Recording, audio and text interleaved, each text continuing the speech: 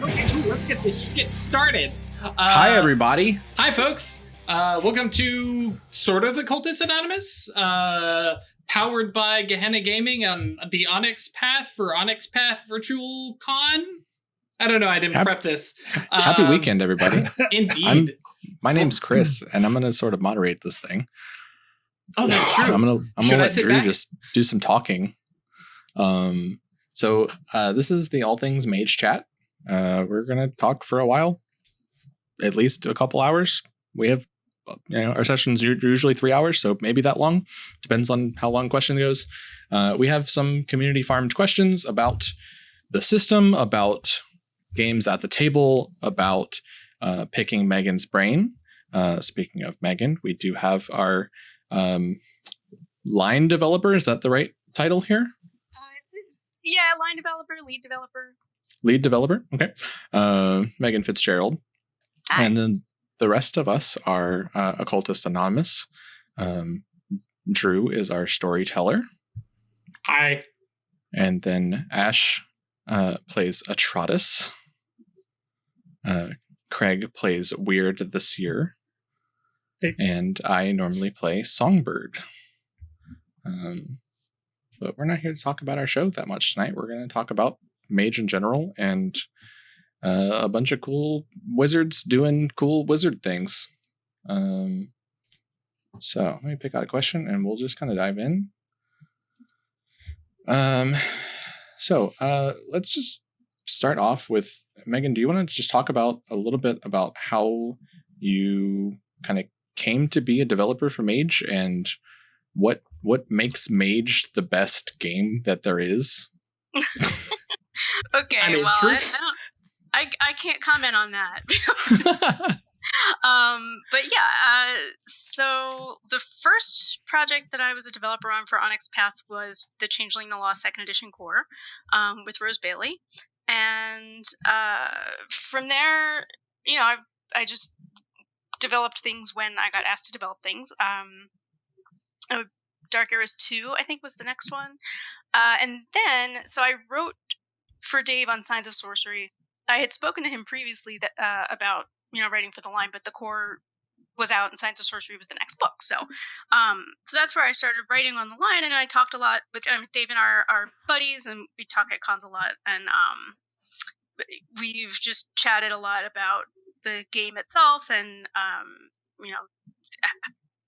future books and things like that. And so when Dave decided that he wanted to step down, he had kind of already talked to me about the possibility of him stepping down at some point and asking me to take his place. So it wasn't a surprise to me,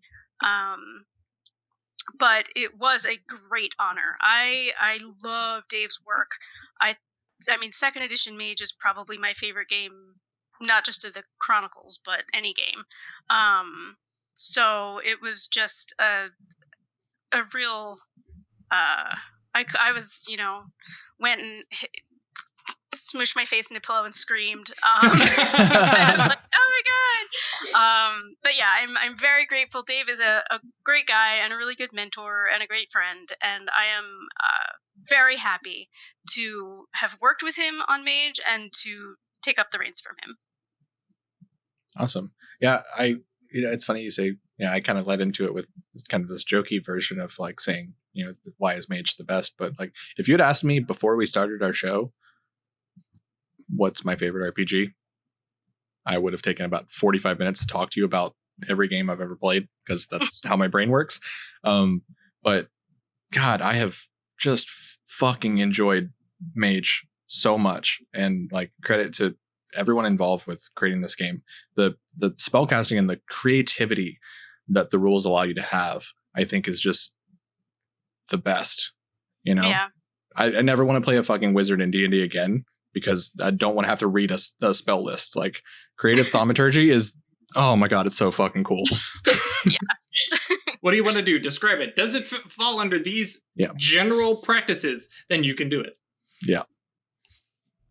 And I think we've all, like Ash, Craig, and I have all hit various points where we're like, I'm going to do this. And Drew's kind of looked into the camera for a moment and gone, yeah, okay. Yeah, I guess we can let you do that. Technically, you're not breaking any rules. let me. Well, and Chris has fortunately been here because now he's ST'd. Let me throw out these notes because never mind. Yep. Yeah. Oh man. So I thought this question was kind of interesting, and we kind of lead into it talking about you being developer, Megan. But seeing what you've done now and working on the upcoming books that are down the pipeline. Unfortunately, it's going to be a while before we get them. What would you have changed if you had full power over some of the core rules of 2E? Like what are some things that where you read it and you're like, maybe I would have tweaked this, or maybe this could be a little bit better this way, or more clarified, or something like that? So it depends on if you mean like realistically or like in some ideal world, because realistically, probably nothing. But in an ideal world, if I could have magically added another 10,000 words to the book. As far as clarity, I mean, I really think I would have liked to do an in-depth discussion, more in-depth discussion on how time travel works, because it's one of those things that I love time travel. I'm a huge sucker for it. I play an Acanthus in the long-running game that I'm in with my group. And it's something that, I had to kind of sit and work through as our chronicle went along. And there were times when we would hit something and I'd go, well, I want to go back in time, or, use time to do this. And then we were like, oh, how does that thing that you just did interact with this other thing that's happening right now? And I'm like, let's figure that out, because I don't know. And that's one of the things I love about Mage. But as far as time travel, I know that a lot of people have said they don't really quite understand how it works, or how it interacts with other things in the game. And it's something where I would just have liked to have another bunch of words that didn't exist. Like the space in the book did not exist for more words, but if I could have had them. Because there's I feel like that's one page for just for a all page, of time. Page I feel like that's fairly sorry. Yeah, no, it's okay. It's just to talk about sort of how time works in a little more depth. Mm-hmm. We actually have a question specifically asking that. Mm-hmm. And as a player, from my perspective, like I've stayed away from the exploring the time thing with my Acanthus, mostly because I don't hate Drew. But also, like, it's hard not to use the high level time stuff and not take agency away from the other players at the table. That's what kind of limits me in wanting to explore that, because I don't want to undo things that they've done and decisions they've made, right? Right. So let's jump to that question. Let's jump to that question from Moku. Let's talk time travel. Someone at the table just shifting sands and undoes the whole scene that the group worked on because they, as a player, do not like the outcome. What would you do? And let's just all talk about this. This is not like, this whole thing is not meant to be like, hey Megan, hey Megan, hey Megan. So let's just talk about this like away from our actual show and talk about time magic. Because I mean, at some point we're going to be in like a season 2, and one of us might play an Acanthus. It's not going to be me, but one of us might. So I'm gonna make Chris ST, and I'll play the time traveling Acanthus. Fuck right off. So it's funny that this question came up because in my group we actually do this all the time. And it's never been a problem because we talk to each other about it. So, sure. Right. What we usually do is we legit just go back and play the scene again, because things are definitely going to change. And usually, when I can, as the Acanthus player, I try to take my Cabal mates with me, so that we're all replaying the scene again together. And that way, whatever changes, like almost. It's never going to go exactly the same way. Otherwise, what was the point of going back in time, right? But anything that does go the same way, we can just skip over. Like, there's no reason to replay it if we're not changing anything, right? So if we're like, yeah, we're going to have this conversation with this NPC that we already had and not change anything, and the SD goes, all right, cool, we'll skip to the part of the scene that you are changing, and it's no big deal. If there is a time when my character is going back by himself, which does happen, I check with the other players first to make sure they're cool with that. And in our group, I mean, my group has been playing together for a long time, so we communicate really well, and usually there's no issue. We're like, yeah, go for it. So I'll go back and do that, but usually I'm not going to replay the whole scene by myself. I jump back and I change one thing, and then I jump back to the present, and then I get to see all the bullshit that I caused by everything I fucked up by changing something and knocking over dominoes, and we all have fun with that. So for my group, at least, it hasn't been an issue. Sure. Yeah, that moment when you get to look at your storyteller and realize they've been rubbing their hands like this for the last 20 minutes. Right. Like, oh, that's what you're going to do? Yeah, and I think Megan nails it on the head, and I think there's a blatant statement, especially, well, for any TTRPG, but especially for Mage, talk with your other players out of character, because we're not here to talk about Occultists Anonymous, but there's an episode... and we get some real table drama that I was oblivious to until afterwards. And then it was, people were actually upset because they thought things were going to happen. It's because we didn't talk about it out of character. And I mean, there was no time travel involved. There was just giving away the MacGuffin to the Guardians. Whoa. Right. And, and it was one of those, oh no, and some of it was lack of player knowledge, some of it was lack of player communication, and at the end of the day, time travel does the same thing. It's like if you're going to zip off and go do something, and especially if you do it solo, you're going to have some issues. But if you take the whole cabal, then everybody's doing Back to the Future. Yeah, I really like the idea of taking them with you. It's just like, you guys want to redo that? That's a really good point, because like that whole... Just because, like, if you're the player that's not being taken back and you suddenly have to, like, redo the same scene and, like, little things are changing, but, like, forcing yourself not to metagame can be tough for some players. You can't do anything different. Right. We, in general, as a show, are very much towards the lighter end of the power gaming and stuff. Drew and I are more towards, the average, like, I'm trying to win, and that has caused some drama between Drew and I before, and like we'll freely admit that there's been several Friday evenings where we get off and we feel like, hey, we need to talk for a minute. Are we good? Yes, we're good. We good? Yeah, we're always good. But yeah, like, so the fact that we haven't had to have time travel adding to that a couple times has been nice. So thank you, Craig, for only being time 2. I mean, but now that he's got Fate 5, I mean, because we're gonna have some more. We're going to have some more questions that generally fill into this sort of sphere. Let me look directly into the camera. Talk to your fellow players. Storytellers don't have a GM versus player attitude, and players don't assume that your GM has a player versus GM attitude. Just talk and be like, hey, I'm a little confused on what's going on here. I'm a little upset about what happened here. I'm worried about my character. I'm, blah, and like, just talk out your feelings.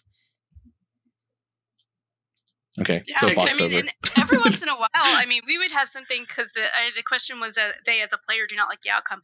We've had a couple of cases where out of character we'll put the game on pause and out of character talk to each other and say, I don't really like how that scene went, or the other player will be like, oh, I thought we were going to do this, and then we didn't, and I'm a little disappointed. And I'll go, well, do you want me to go back in time? And we'll just do it again.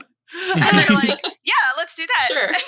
So, like, I legit have a mechanic to retcon. I love that. To literally just retcon stuff. I don't know what the opposite of jerk-ass is, but that's the opposite of jerk-ass acanthus. Yeah. Oh, no, it's still jerk-ass acanthus. I mean, fair. Yeah. Fair. But yeah, at the end of the day, you're talking about one extra reach. Like, advanced scale. All right, grab all them. Woof, off we go. Yeah. Sure. What is the best and the worst thing about working on Mage specifically, and like just general like product lines in general?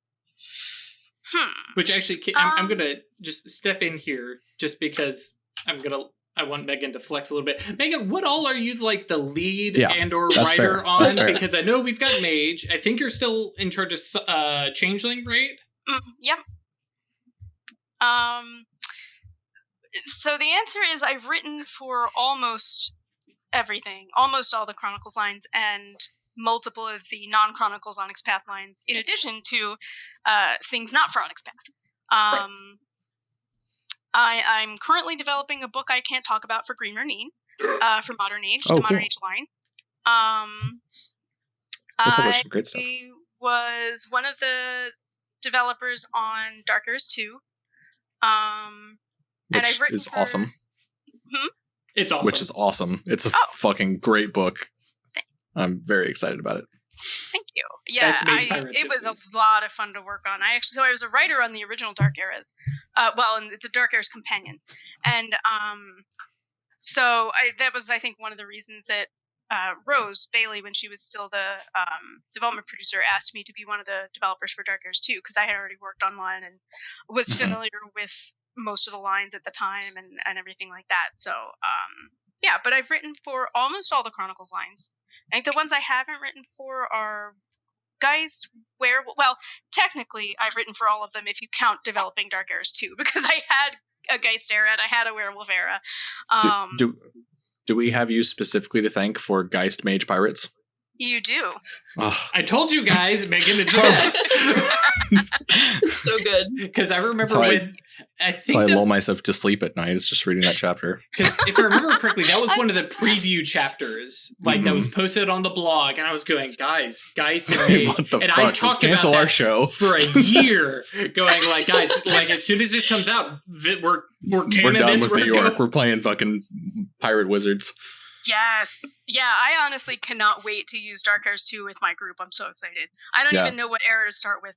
There's so many good ones. I will shout out to some of the guys on the Mage server, Ravnius and crew. They have been in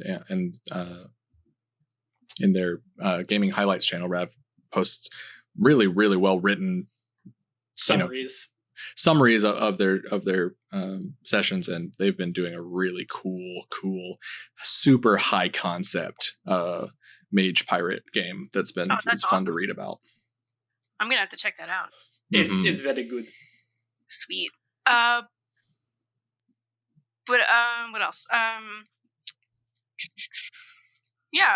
developed I've developed the Scion Companion Mysteries of the World.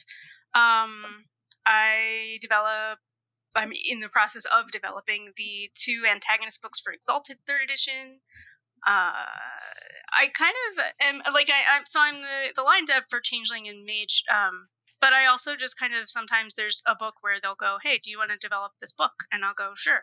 So so that, I mean, it's kind of how it works, right? So when a developer is available and you want them to work on something, then they'll ask me to do it, or they'll ask Neil to do it, or Danielle, or whoever.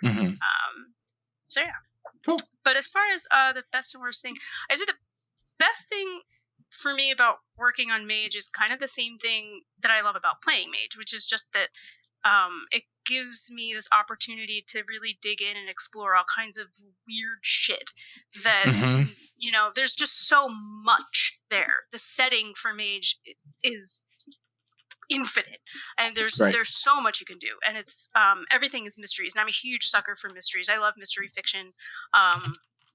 So the fact that the tagline for Mage 2nd edition is addicted to mysteries, that's just me in real life. So it's just the kind of thing that everything that you can do with it, there's just so much, and I love that. And the only thing that I would say is the worst thing is just that there's so much of it. Writing and developing Mage content usually takes me longer than anything else, because I want to make sure I get it right. And there's so much to get right. There's so much setting, there's so much history, the mechanics interact in complex ways, and so I end up kind of double and triple checking everything. And I don't mind doing that, but if I had to pick a worst thing, it's just that stress of like, I have to make sure I get this right. It's got a little bit of that like grad school energy of double checking your research. Yeah. And like I feel like that when I created our recent little mini arc, when I was writing up the whole setting, I was like, all right, let me double triple check like what is this position in the Mysterium called, and getting all these details. And of course, like fucking none of them went into the actual game because these guys just right fielded me Of course. That's another video at every Chris. turn. That's a whole video that I meant to record the other day. I haven't gotten to it yet, but because I got halfway through a take and I was like, no, I need to go at this a different way. But yeah, this kind of leads into actually like half of our questions, honestly, because we're just talking. But what advice would you give to someone who's trying to get into like freelance writing and writing professionally for tabletops? So one big thing is know the game you're trying to write for. And it sounds obvious, but when I look at a writer's submission, I often can tell when they're not really fully grokking what the game is fundamentally about, what its themes are, or they grasp it, but they don't seem to quite be translating them into mechanics and story and stuff like that. And there's just sometimes this disconnect where I read it and it doesn't feel like the game. And in some cases, it's just because, there was some misunderstanding on the writer's part of some part of the setting or something like that. And so I would just say one thing is really know the game that you're submitting for, but also follow instructions, please. I would say it's not that hard, but it you have specific evidence to the contrary. No, and I mean, I get like people are nervous about it, or there's a lot of information coming at you, and I understand that. But things, you'd be surprised at how many times I will write something into an outline for a book and give it to the writers and say, "Hey, please read this," and then what I get back from them is not the thing that was in the outline, and I'm like, okay, like I understand it's a long process. Please read the outline and do what it says. Just please. Follow directions. Yeah, that's one of the big things is just double check. Like I said, double check and triple check everything. Double check and make sure you followed all the instructions, because honestly, if I get a submission that doesn't follow the directions, I'm probably not going to read it. So that's my biggest advice, I think. And then just keep trying. I mean, you can submit once and not hear anything for a long time, and submit again. And don't be discouraged when you don't hear anything for a long time, because sometimes there just aren't any books to hire for right now. Like, we go through the submissions when we have something to hire for. So, like, if somebody submits something for Mage and they say, "Hey, I really want to write for Mage," and I'm like, "All right, cool, but I'm not going to be hiring for Tome of the Pinnacle for however 3 long." years. Like, I don't have anything for you right now, but I have your submission in my hand, and when I get to that point, I'll read it. But I understand that not seeing that on the part of someone who submits something is like really nerve-wracking. I get it.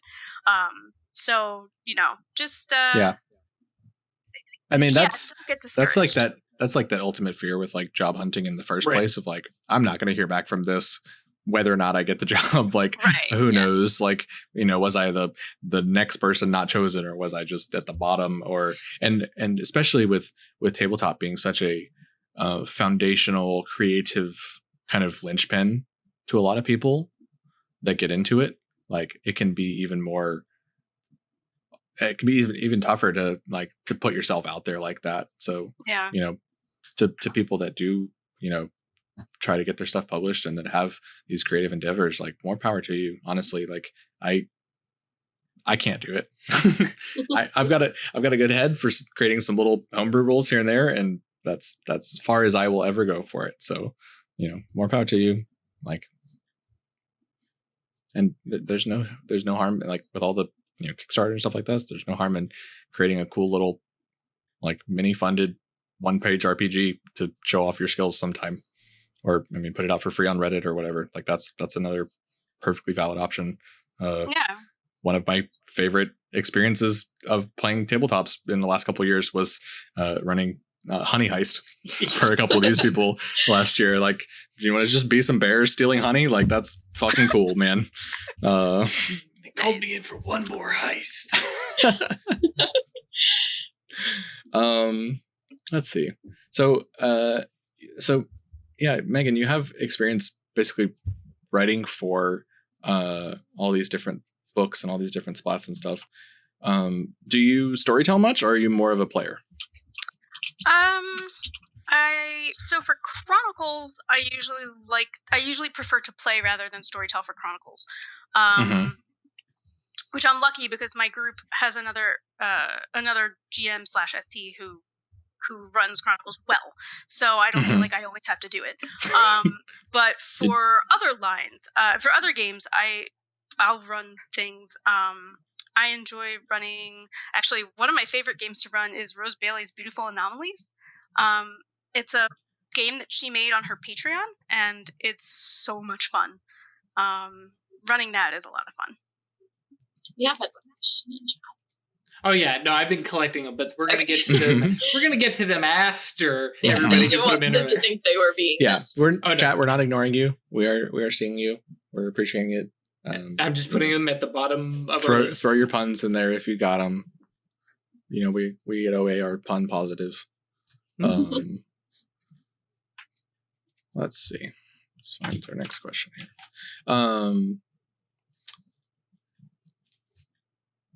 So Mage in general leads to some sort of harebrained creative ideas, as we've kind of established with the creative thaumaturgy and whatnot, and the hubris and the acts of hubris and everything. So there's kind of a combo question here from Mad Mage. So we're going to talk about our best examples of a misuse, like rules wise, of an arcana, or specifically what arcana are the worst.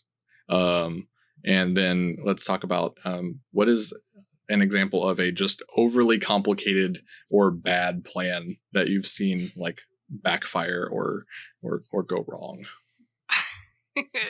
And this is let's all talk about it. Let's talk about dumb shit we've done. Please jump in there. And I would caveat this with our game's been on a hiatus for a little while, so if I may forget details and stuff. So please, if you have some sweet stories, go ahead and tell them. For sure. If the question, which arcana are most misunderstood, I'm gonna have to go back to Fate and Time, because you heard it here first. Acanthus are the worst. No, they're the best. No, I mean I think it's because a lot of things, it's like even the gross arcanum there is very intangible, and it's something that we can't really manipulate in real life, so it's harder to understand what the consequences of doing that are. Like, I could pretty easily imagine what the emergent consequences are if I use Wonderful Machine, or if I, give myself wings or whatever. Like, some of the other arcana, it's pretty easy to understand. I do this thing and then what happens, but we don't travel through time in real life, so except maybe for you don't 1 second at a time forward. So I think it's just harder for people to wrap their minds around. I totally agree with that. Like, creating our characters for the show. I think three of us wanted to be Acanthus to start. Like, Fate sounds good. Because it was you. Yeah, me, Ash, and Craig. Did Ash want to too? Yeah. Oh, I really liked the anarchist. We're gonna be triple Acanthus and a Mastigos, and it was gonna be the worst campaign ever. Oh god! Thankfully, redirected. We discussed doing like a bird coven because all witches. And that's right. So that would have been just a good example of like a poorly balanced and very, very indirect cabal. Oh, I mean, you guys would have done everything. Like in your pajamas, eventually. I don't have to go outside. We just delegate. Like you pick space, you pick prime. Like we'll just all be good. But yeah, the subtlety of Acanthus is something definitely to speak of. Weird, Craig. But also what I like is like sure, and we talked about this in game. Like, I know the destination that I'm going to get to, but I have no freaking clue how I'm going to get there. Or power over it. Or power over how I'm going to get there, right? I know where I'm going to end up, but I don't know what kind of weird craziness is going to show up. And that gives Drew a lot of tools and knobs and dials and stuff to, try to reward or punish me for trying to take shortcuts or coming up with a creative solution and that kind of stuff, right? Yeah, it's one of my favorite things because it comes up in the subreddits and discords and stuff like that, and people are like, wait, really? Fate can just like within an hour find a bunch of grenades? And I go, Yes, Yep. yes, you can. The problem is you have found said grenades in the back of an army truck on a military base and somehow ended up there. Now you have the grenades. You're in the back of this truck. We're going to pick up the scene right there. What are you going to do? Everyone welcome my familiar, Ziggy Stardust. Hello, to the Ziggy. stream. Hello, Sweet baby.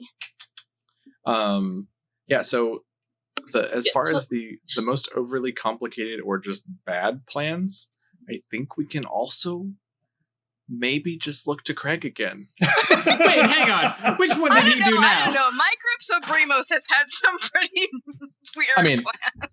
I'll speak to my own shit here in a second. Yeah. But Yeah, I was going to say. let's see. Setting up a domain in a public crowded Now, bar. Let's be Leaving your 100% soul clear. stone in That the was vent.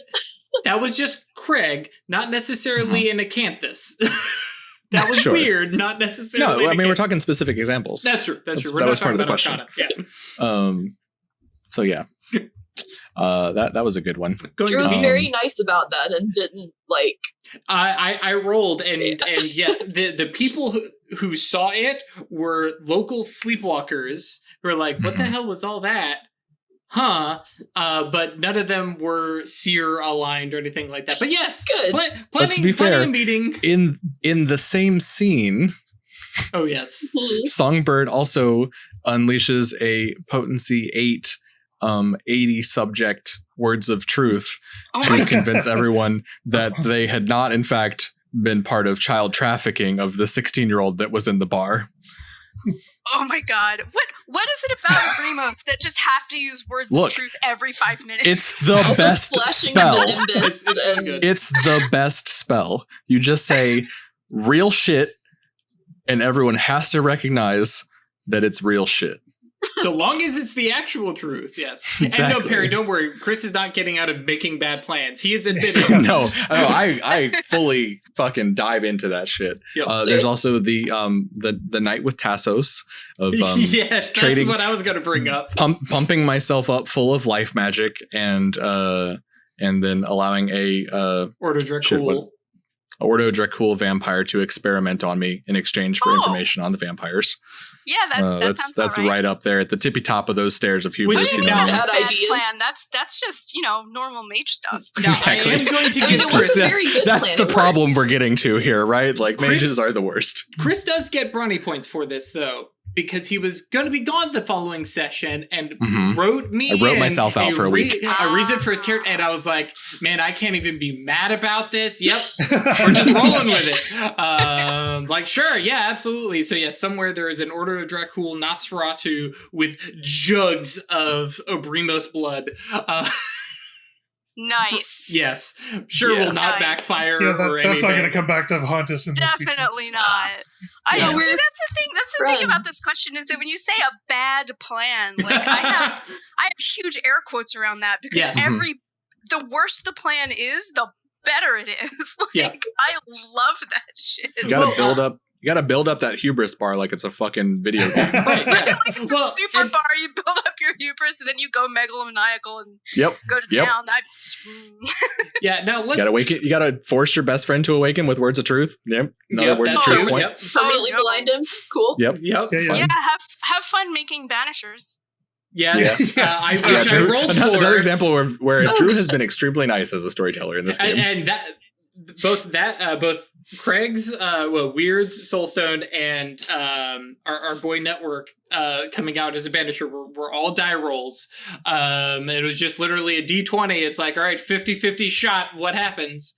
Also, while we're talking about bad mage plans and things that could have gone awry, Ash, who tends to be the quiet and subdued one, is the one who's like, you know what? I'm going to go out to this ban where nobody can see me, and I'm just going to try and summon a spirit the old-fashioned fallen magic way, and had a moment where she was debating, do I try and make this area an open condition and try and encourage him, or should I do it to myself so that way they can possess me? And I'm That going, was something I had thought about before and considered doing it like when I was with someone else, just to make sure that if something bad comes through, you can stop it. Worst case, I put you down. Yeah. Yeah, like it's not. that sounds like a plan. It's I would not make. something I'm even in character opposed to. I just wouldn't want to do it by myself because there is no backup plan in case it goes wrong. So instead, she just tried to encourage it to appear right here, which worked out because she was like, I'm building up community resonance. I was like, okay, so you meet a little goblin brownie with a little Girl Scout vest. So if I can just turn it around a little bit, on the other side of the spectrum, things that worked out really well was the first time we went into the underworld and we talked everybody into going, cast Fool's Rush in to give us all big dice bonuses, and everybody all kind of pulled together. That was like our first moment coming together as a cabal. I thought that was really cool. Everyone thought it was a terrible idea, but it was a terrible idea. You guys had like no research about the underworld or what's on the other side, but let's just go. And Weird ran in, and Songbird was like, okay, well, I guess I need to go too. Bremos is like, who needs research when you have Mage sight? Adamantine Arrow was like, well, I guess I've got to follow him or follow her and protect her. What were you saying, Megan? Oh, I was just saying, what do you need research for when you have Mage sight? Exactly. Come on now. But life, they couldn't see us. Right, I was going to say, it really was very, very good because literally everybody was like, I'm going to use my primary arcana, because we were episode 5, 6? Yeah. Something like that, yeah. And so we had Fool's Rush In, we had Night Vision, we had Suppressed Life, and I think we had Inward Outward Eye, and just whoop, okay, so all 4 get lost in the tunnels. Right, all 4 of us, boom, boom, boom, boom, boom. Everybody spells up, and I'm like, all right, this is going to be a badass, legit team of.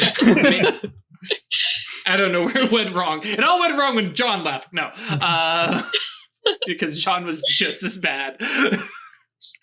No, I've definitely had plans like that. I think my favorite one was so. When I realized that, so my character has a domain, right? That one of its arcana is time, and its symbolism is particularly oriented where I could, Shifting Sands falls under its purview. So I realized that you can basically save scum with Shifting Sands, where if I go back in time to a period like a month ago when I was in the domain, as long as I don't leave, as long as my spells don't leave the area, I can go back as far as I want, as long as I was in that location inside the domain. Yep, with infinite reach. Yes. However, if you fuck that up, it's really bad. You're hosed. So that paradox.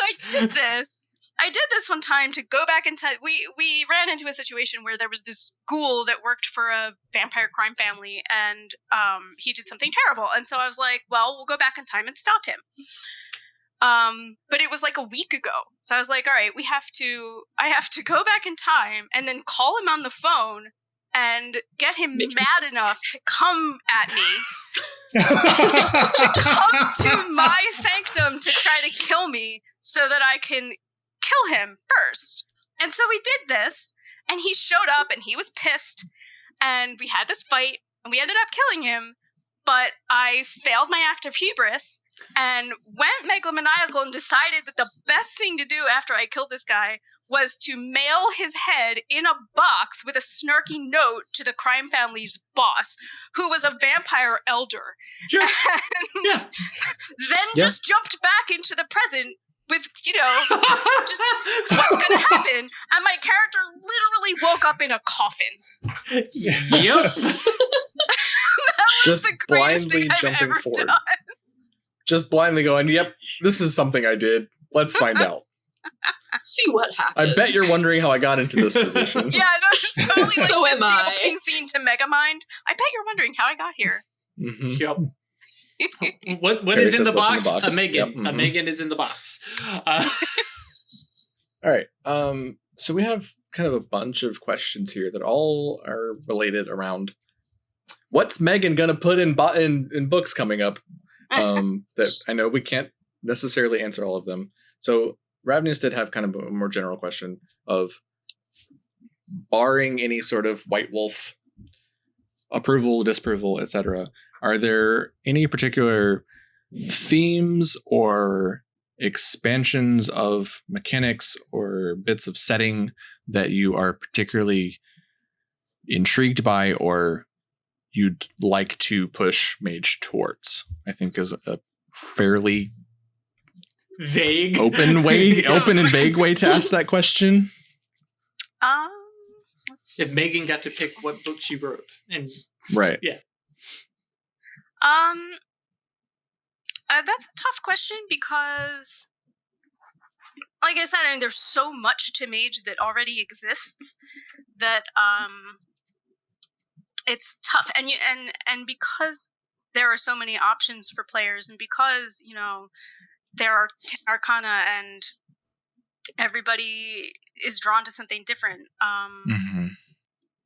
Focusing in on one thing can be difficult because I want to provide tools for every player, and so I don't know. I haven't thought that much about things to introduce in the future yet because there are already 2 books Right. that were already planned. So right now my brain is I'm working on those. Right, I'm working on Tome the Pentacle, and so I really haven't given that much thought to what I'm going to do ahead. But plus, a lot of the first edition books are still perfectly fine. We don't need a second edition Astral Realms book because the first edition Astral Realms book was great. Right.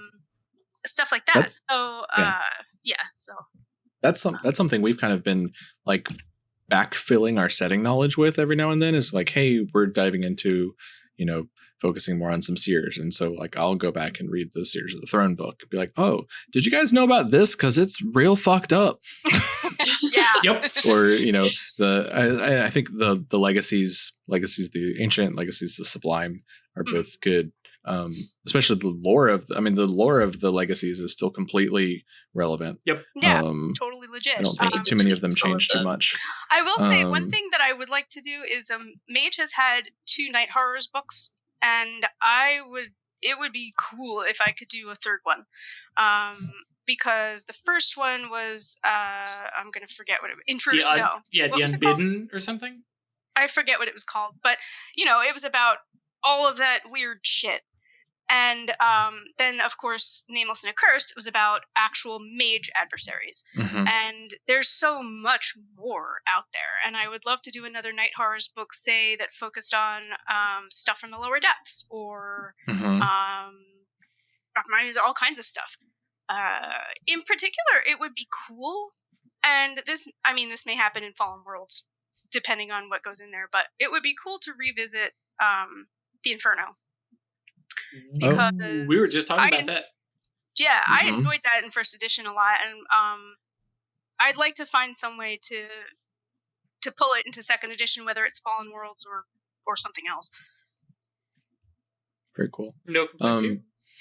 I'm just gonna kind of rattle off some of these ideas that people have had or wanted to ask about, and if you just want to give us a quick "that's cool" or I don't know,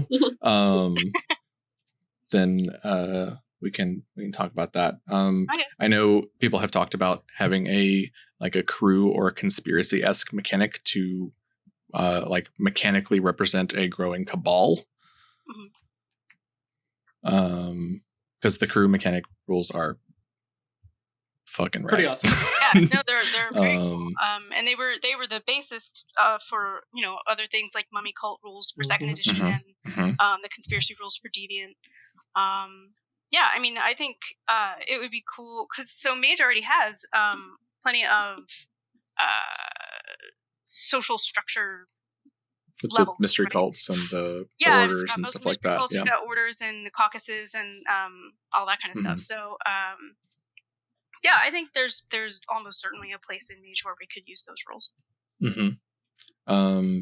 I know. I think a good number of upvotes went onto this question. It was, are we going? Would you like to publish more complete legacies for Mage under second edition rules? Yeah, I would love to do that. And honestly, so in Dark Eras and in Night Horrors, we have second edition legacies, but they're not complete. And Right. that's just a pure word count. We Mhm. just did not have a room. For sure. And And I can see from a development standpoint where also like the kind of the first 3 dots of a legacy are kind of the important ones, because mhm. when you get up to Gnosis 6, Gnosis 8 for those 4th and 5th dots, like how many games get that far? Right. So yeah. from like considering design and play and word count, I can totally see how that becomes a big concern. Yeah, and because in second edition we now have really good granular rules for how to build your own attainments and how to build your own legacy, the most important part was getting people started on each of those Right. legacies, and then they could use those rules to, like you said, I mean, if somebody actually does get to Gnosis 6 and they want the 4th attainment, Mhm. they can make one. Yep. Yep. I mean, but we I made 2 would- legacies, so Yeah, we've made 2 legacies for the show, so Yeah, awesome. totally. So yeah, I would love to find a book in the future to publish full second edition legacies. I just don't know if that's going to happen. Sure. Mhm. I want death legacies that aren't just mustache twirlingly evil. Yeah, Ash, Like, Ash yeah, has that'd be nice. Ash has issues with It's death just like- legacies, Moros legacies specifically. Moros legacies was just like, They're just all like fucking evil. yeah. do you Maybe want to not be left-handed, but definitely not great. We'll Yeah. sit down, Ash. We'll put our heads together Make and up some we'll shit. knock out some and put them up on Storytelling Yeah. Wall. Send it to Megan, and 3 years from now, who knows? The other one, and you just kind of touched on it, of creating your own attainments. Asarum asked about alternate Arcana attainments of like 2 dot and 4 dot, or maybe a system of rules for what the maybe power level is for those. I don't think that I would introduce those because the place of attainments that aren't the basic ones. I mean, if you're learning the Space Arcanum, that your sympathetic casting attainment is the thing that you do for space. Right. They're based on the way that you shape your gnosis with a greater understanding of that arcanum. And I think anything else that was another attainment that did something else would be a legacy attainment. Right. Yeah. I mean, the Mage server definitely has a collection of custom 2 dot and 4 dot attainments, and I kind of look at them and I'm like, these are really cool ideas, and they're definitely a way that a mage could understand that arcana at that level. But yeah, I think I tend to agree with you of that. Yeah, it's more towards a legacy specific kind of interpretation of that arcana. Yeah, and I mean, that's definitely not to say that, if at somebody's table they want to do that, they are totally welcome, and that's great. Yep. It's just canonic, in an actual book, I don't think that I would do that. Right. Because, I mean, at the end of the day, you have to make a book that, like, people can pick up and play and don't have to figure out new rules for in order to play. Because let's be honest, it's enough as it is. Yes, I believe Ash's first comments to me when I sent her the book was, "There's a flowchart in here," and I said, "Yeah, it's fine. The It'll be scary okay. You don't have to flowchart. worry about it." The scary resonance ghost flowchart. It's Like, I read the whole thing and just like, okay, it's assume simpler it will than make sense books. later. And we And it have did, used it so- once. And I remember when we first started playing, like we were 30 minutes casting a spell. Now we're down to like Yeah. 2. Yeah, well, not even at 15 seconds and dice are rolled. Right? Yeah, that's So it. there was definitely a learning curve for us. Yeah, I have a one shot that I'm doing with newbies again on Sunday, and I'm looking forward to it. It's like, all right, guys, here's how spellcasting works. Hey, down and dirty spellcasting is your friend. Mm-hmm. Oh yeah, absolutely. With noobs, it's with people who are new to the system, I like to introduce people little by little to the system rather than just like give them everything. So Oh yeah, That's fair. but yeah, there's definitely a learning curve. Yeah, I think the like that little power gamer switch though hits me when I'm like down and dirty. But what about yantras? Mhm. I could have more What dice about to roll, reach? What please. about- yeah. Thank you. No, I get it. Yeah. It's like, how am I supposed to have infinite cosmic power if I'm not using all of my infinite cosmic power? I think the last of these that I'll kind of throw at you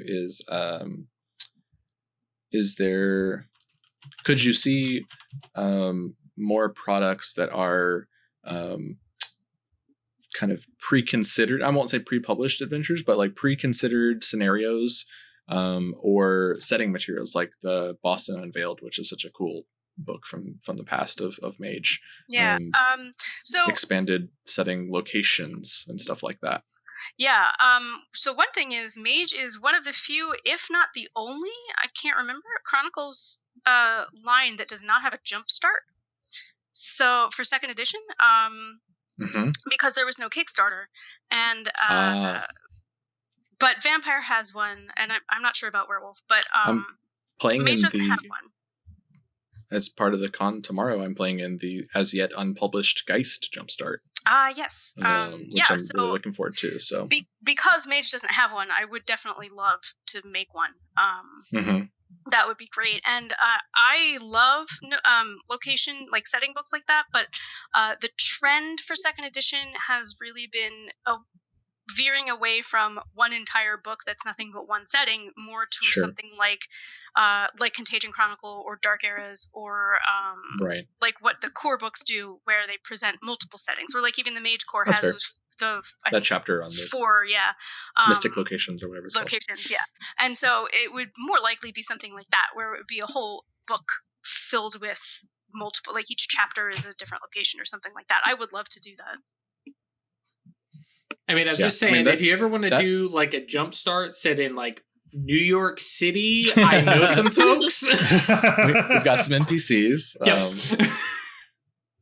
I'm gonna grab one of the Twitch questions just because I think it's a really interesting one to grab real fast. So Chronicles of Darkness is, in general, a collection of horror games. Yes, we all agree with that. Yep. Mage has some different takes on that horror. It's definitely more of a thinker horror. It can tend to be more, what have I done, rather than, oh shit, what's going on? But how, as a developer for a horror game, this comes from Mystic 7. As a developer for a horror game, how do you struggle to avoid making the game too dark and horrific?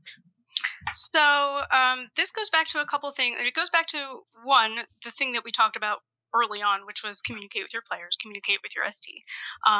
There's an entire chapter, or there's half the ST chapter in Changeling is dedicated to player safety and tools that you can use to make sure everybody feels comfortable at the table. If you can use what's it called? Well, lines and veils to say, okay, I'm not comfortable with doing X thing. We just aren't going to cover that, and then everybody agrees we won't do that. But the other thing is that Rose Bailey, one time a while ago, I think it was a blog post she wrote or something like that, wrote something called "Scaring is Caring," and it was basically a little essay about how the best way to write horror is through the lens of compassion. The idea behind developing and running and playing a horror game is not actually to make your players feel horrible. It's to, it can be catharsis. It can be a way to explore, the human condition, or to explore ways that people react to horror or horrific situations in a safe space or something like that. But really the way to do it is just to make sure that you're being compassionate, that you're thinking about the players, that you're thinking about how people will react to things, and that you're empathetic. If you write horror with empathy, then you're not going to, it's easier not to cross lines, because you're thinking about the people involved rather than just, hey, here's a really horrible thing that I could do, maha. Right. It's thinking about how people will react to that, or how people engage with that. Then, in my experience, that's the way to do it. Yeah, there's certainly something to be said about the difference between challenging versus attacking your players and characters. Yeah, for sure. And I already soapboxed once, so I won't go into that. But use safety tools at the table. They're very good. Even if you don't think you might need them, use them, be explicit about them. They will save you, even if you're not on stream for thousands of people. Yes. I'm not going to name any names. Sure. But just be aware, and be aware of your players from a storyteller perspective, from a player's perspective. Be aware of how people are feeling at the table. Yeah. And check in with them. Don't just assume that someone's going to speak up if you've crossed a line, because that social anxiety, I mean, a lot of us in this community deal with social anxiety, deal with mental health issues and stuff like that. And saying something in the moment may not be a thing possible. you can do. Yeah. May not be possible. Yeah. Especially if you are like us, people that are on stream. There is a pressure to roll with it. The show must go on. So, we'll be perfectly openly honest. That is something that we have had a couple times on the show. Mm-hmm. We're like, later on, we're like, hey, that wasn't okay. And I think we have grown as a group of players and addressed that, and are more willing to say, hey, time out. Let's fucking cut this episode. Let's pause. We need to talk as players and not as characters for a few minutes. Yeah. Let's turn the cameras off for a moment. Yeah. The camera's off. And as far as I think, good. Oh, go ahead. No. Just as far, I think the question was also talking about developing a game and making sure the game isn't too horrific. I would say sort of the same thing, coming at it from a position of empathy, but also doing everything with purpose. Anything that you put into a book that's supposed to be a horror game or a horror story, even if it's only there to generate a reaction, a shock reaction, or a terrified reaction, and it's not. If that's the only reason it's there, or even if that's the first reason it's there, really rethink whether it's necessary. Because everything should serve the themes and the story and the character development and all of that sort of thing in the setting first. And then, if it's shocking, cool, but the shock value for its own sake is something to avoid, in my opinion. Fuck out of here with that. So I think we'll kind of weave our way through the next question with developing horror. This comes from Frosty from the Mage server. What antagonist types, like dread powers and etc., from other splats do we find tend to appear more frequently or make for good antagonists? And I thought this was a good question for us because fucking always full. We got a little bit of a zoo going. We got a little bit of cross splat antagonists going on, and there's a kitty cat. So let's start with. Actually, I want Drew to talk about this a little bit. How did OA become the mage game that's about other splats for a while? It was because I didn't want to throw other mages at you and kill you. Because like as a newbie mage, like you're up against higher level mages, and God help you if you start as a newly awakened template and you've got a whopping 2 dots in an arcana. You piss off the wrong guy, he casts ban on you, and you're dead. Not that I have a thing for space mages or anything, but yes. Maybe put that one as a question that you need to ask Megan here in a bit, Chris. And for me, it was a two-parter. One, let's give the chance for mages to be kind of cool, and even base level mages, can, beat up on, some ghosts, pretty easily. Then, we start to expand out to other stuff, especially like there's a reason the very first antagonist that the Cabal runs into is a ghost. Because they had a Moros with 3 dots in death. And an Obrimos. We can handle it. What was that, Chris? You're muted, I think. And an Obrimos. Yes, and an Obrimos, yes. It was very, very easy to handle. And oh, good Lord, hi everybody. Where did you all come from? Oh, hi. Right. It was that. And then, of course, werewolves are just cool. And in my opinion, one of the few good guy splats.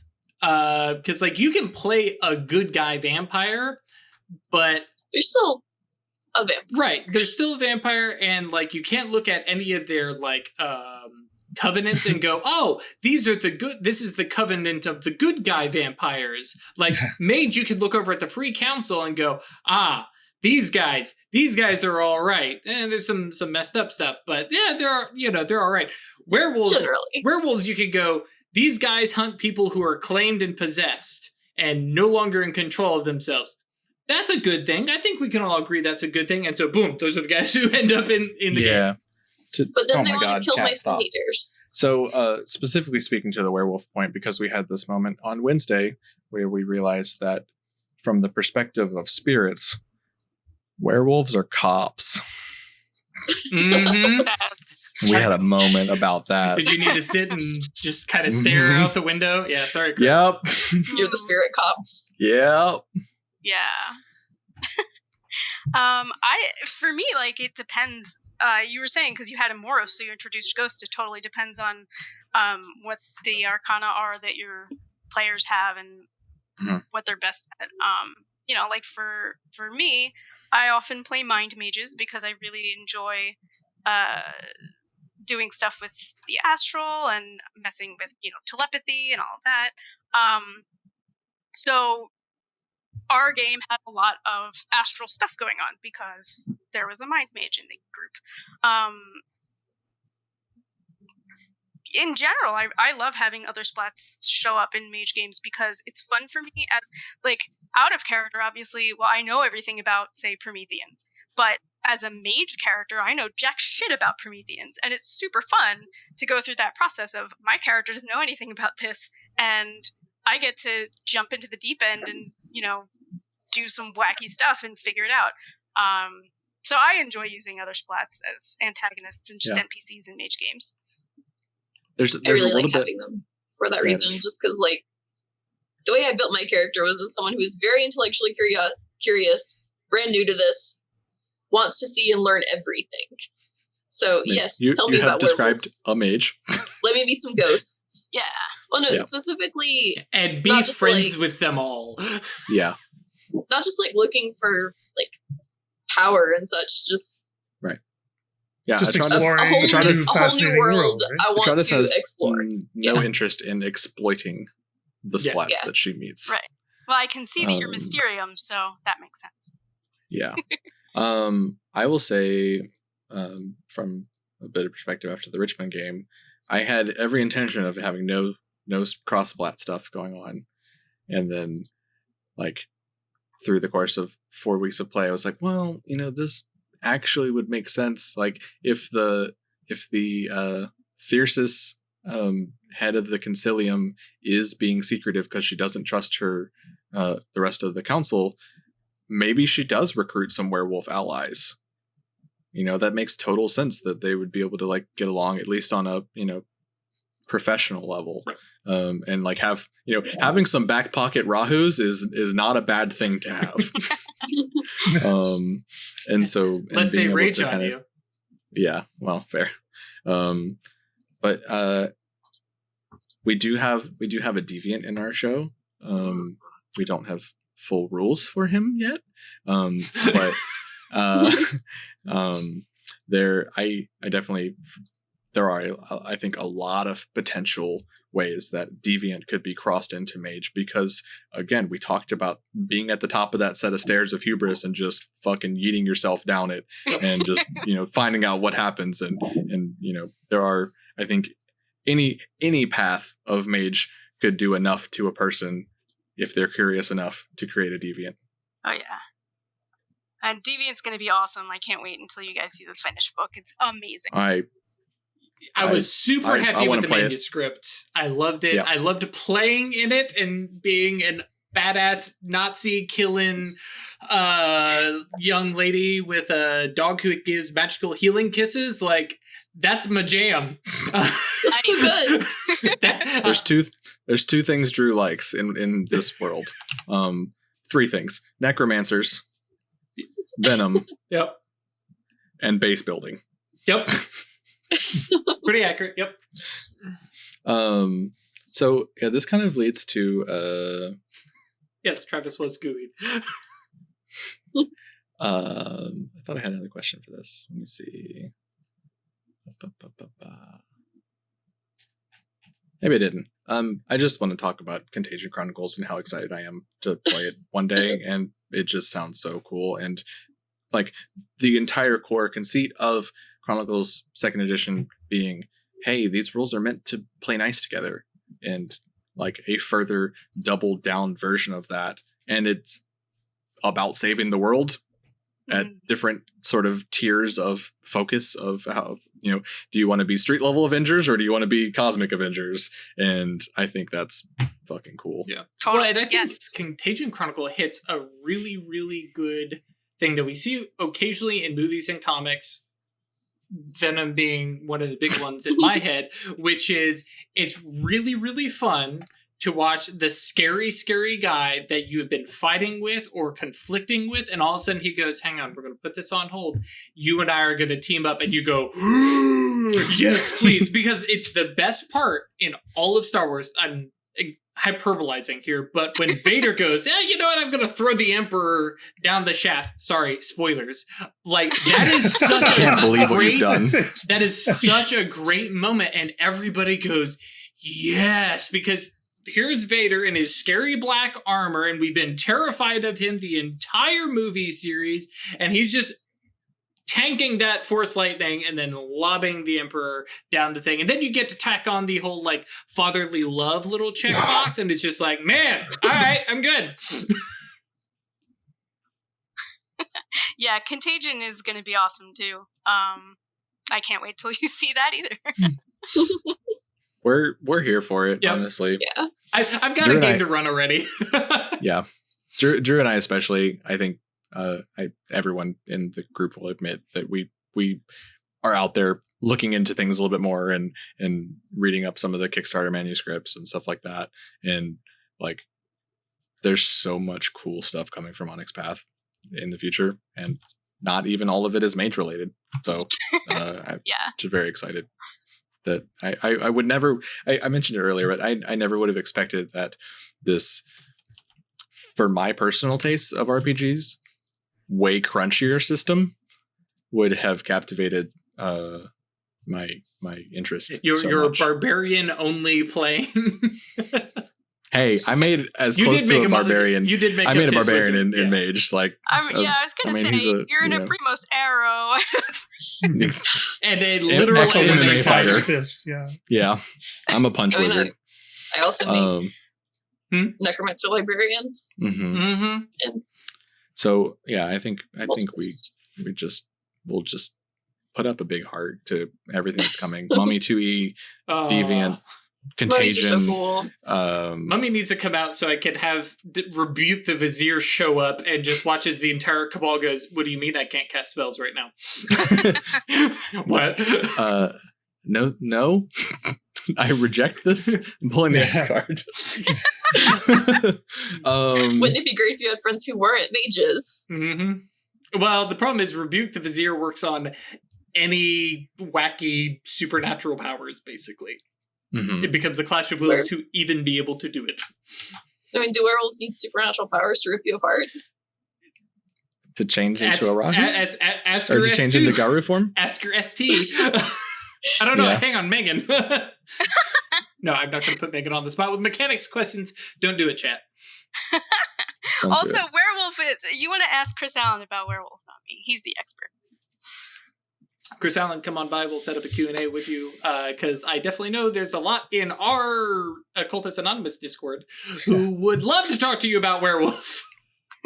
Hi, it's me. Yeah, I swear about like a third of our Discord chat. I'm like, cool, we have a whole little What's Happening channel and I hear all about these mage games. Oh, there's a little vampire game. And then there's all the werewolf stuff. I'm like, where did you guys come from? Whatever, we're happy Helps to that have I'm them. involved. Because werewolves are cool. Werewolves are very Yep. cool. There is a question from Twitch from DeepStab01. What are your thoughts on the Abyss? What is your approach to running it? I think is kind of the intent of it. Mm-hmm. Of Running the question the here. Abyss. The key to, I think, so for me, like as far as approach to what the Abyss is and my thoughts on it, the Abyss is everything that does not and cannot exist. It's not Simple. evil, right? Obviously. It's not evil. It doesn't hate you. It doesn't have opinions. It's just stuff that isn't. And it's just antithetical to reality. And so running the Abyss, it's a little hard. I mean, it's hard because by definition those things don't exist and you can't think about them. So it tends to be when I've seen the Abyss run well in a game, it's when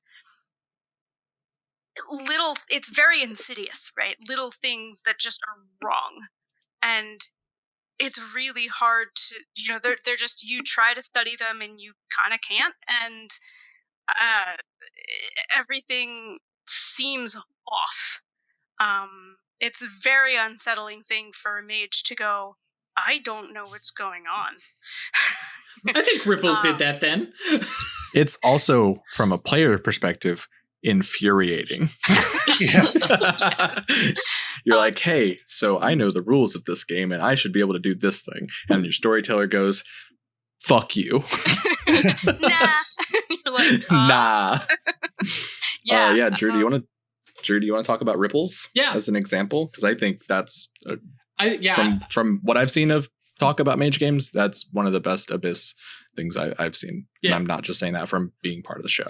Ripples was terrific, and is so far my favorite antagonist that wasn't a fight and just didn't care. Ripples just showed people other lives that they could have had over and over. And you just keep looking into a reflection and you're drawn in. You watch another life. You watch another life. And you watch another life. And then you feel your soul getting jiggled out of your body. Whoops. and nice. It was terrific because, I Craig, thank you so much for not being a power gamer or being super meta or anything and going, well, that was fun. Let me look back in there. Let me do that again. Let me do that again. And then it really tied into the whole Acanthus Thorns thing. That was awesome. Oh yeah, and I loved it. But and then Craig got the soul shaken condition, and I think that's when Craig realized, oh wait, hang on. Oh shit. Something's wrong here. Yeah, actually, we did something like that in my group's game, a little bit similar with the Abyss, where the characters ended up on a train, basically like a subway train that went to an Abyss-touched place. And so it was basically an Abyss train. And and everybody was having these, like, running into characters who either like had been eaten by the Abyss and therefore never existed, or like you said, like people that they might have known in other lives they could have had but that just never happened, timelines that aren't real anymore or never were real in the first place, and then at some point I tried to I forget exactly what I did, but I did some really dumb thing. Like I was trying to quote unquote fix what was going on. Oh no. And I managed to both roll an act of hubris and crash the Abyss train at the same time. It was interesting. Mm-hmm. Call that Tuesday in Mage. Right? Yeah.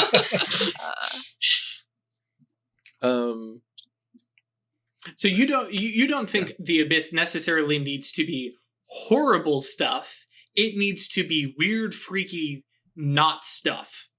Right. And it's not necessarily horrible in and of itself, but it's going to be horrific for you as a mage because this shit shouldn't exist. Right. Or it becomes tempting. Well, also true. And or. Yes. Yeah. And or. The chapter on Celestis. Which I still haven't got to.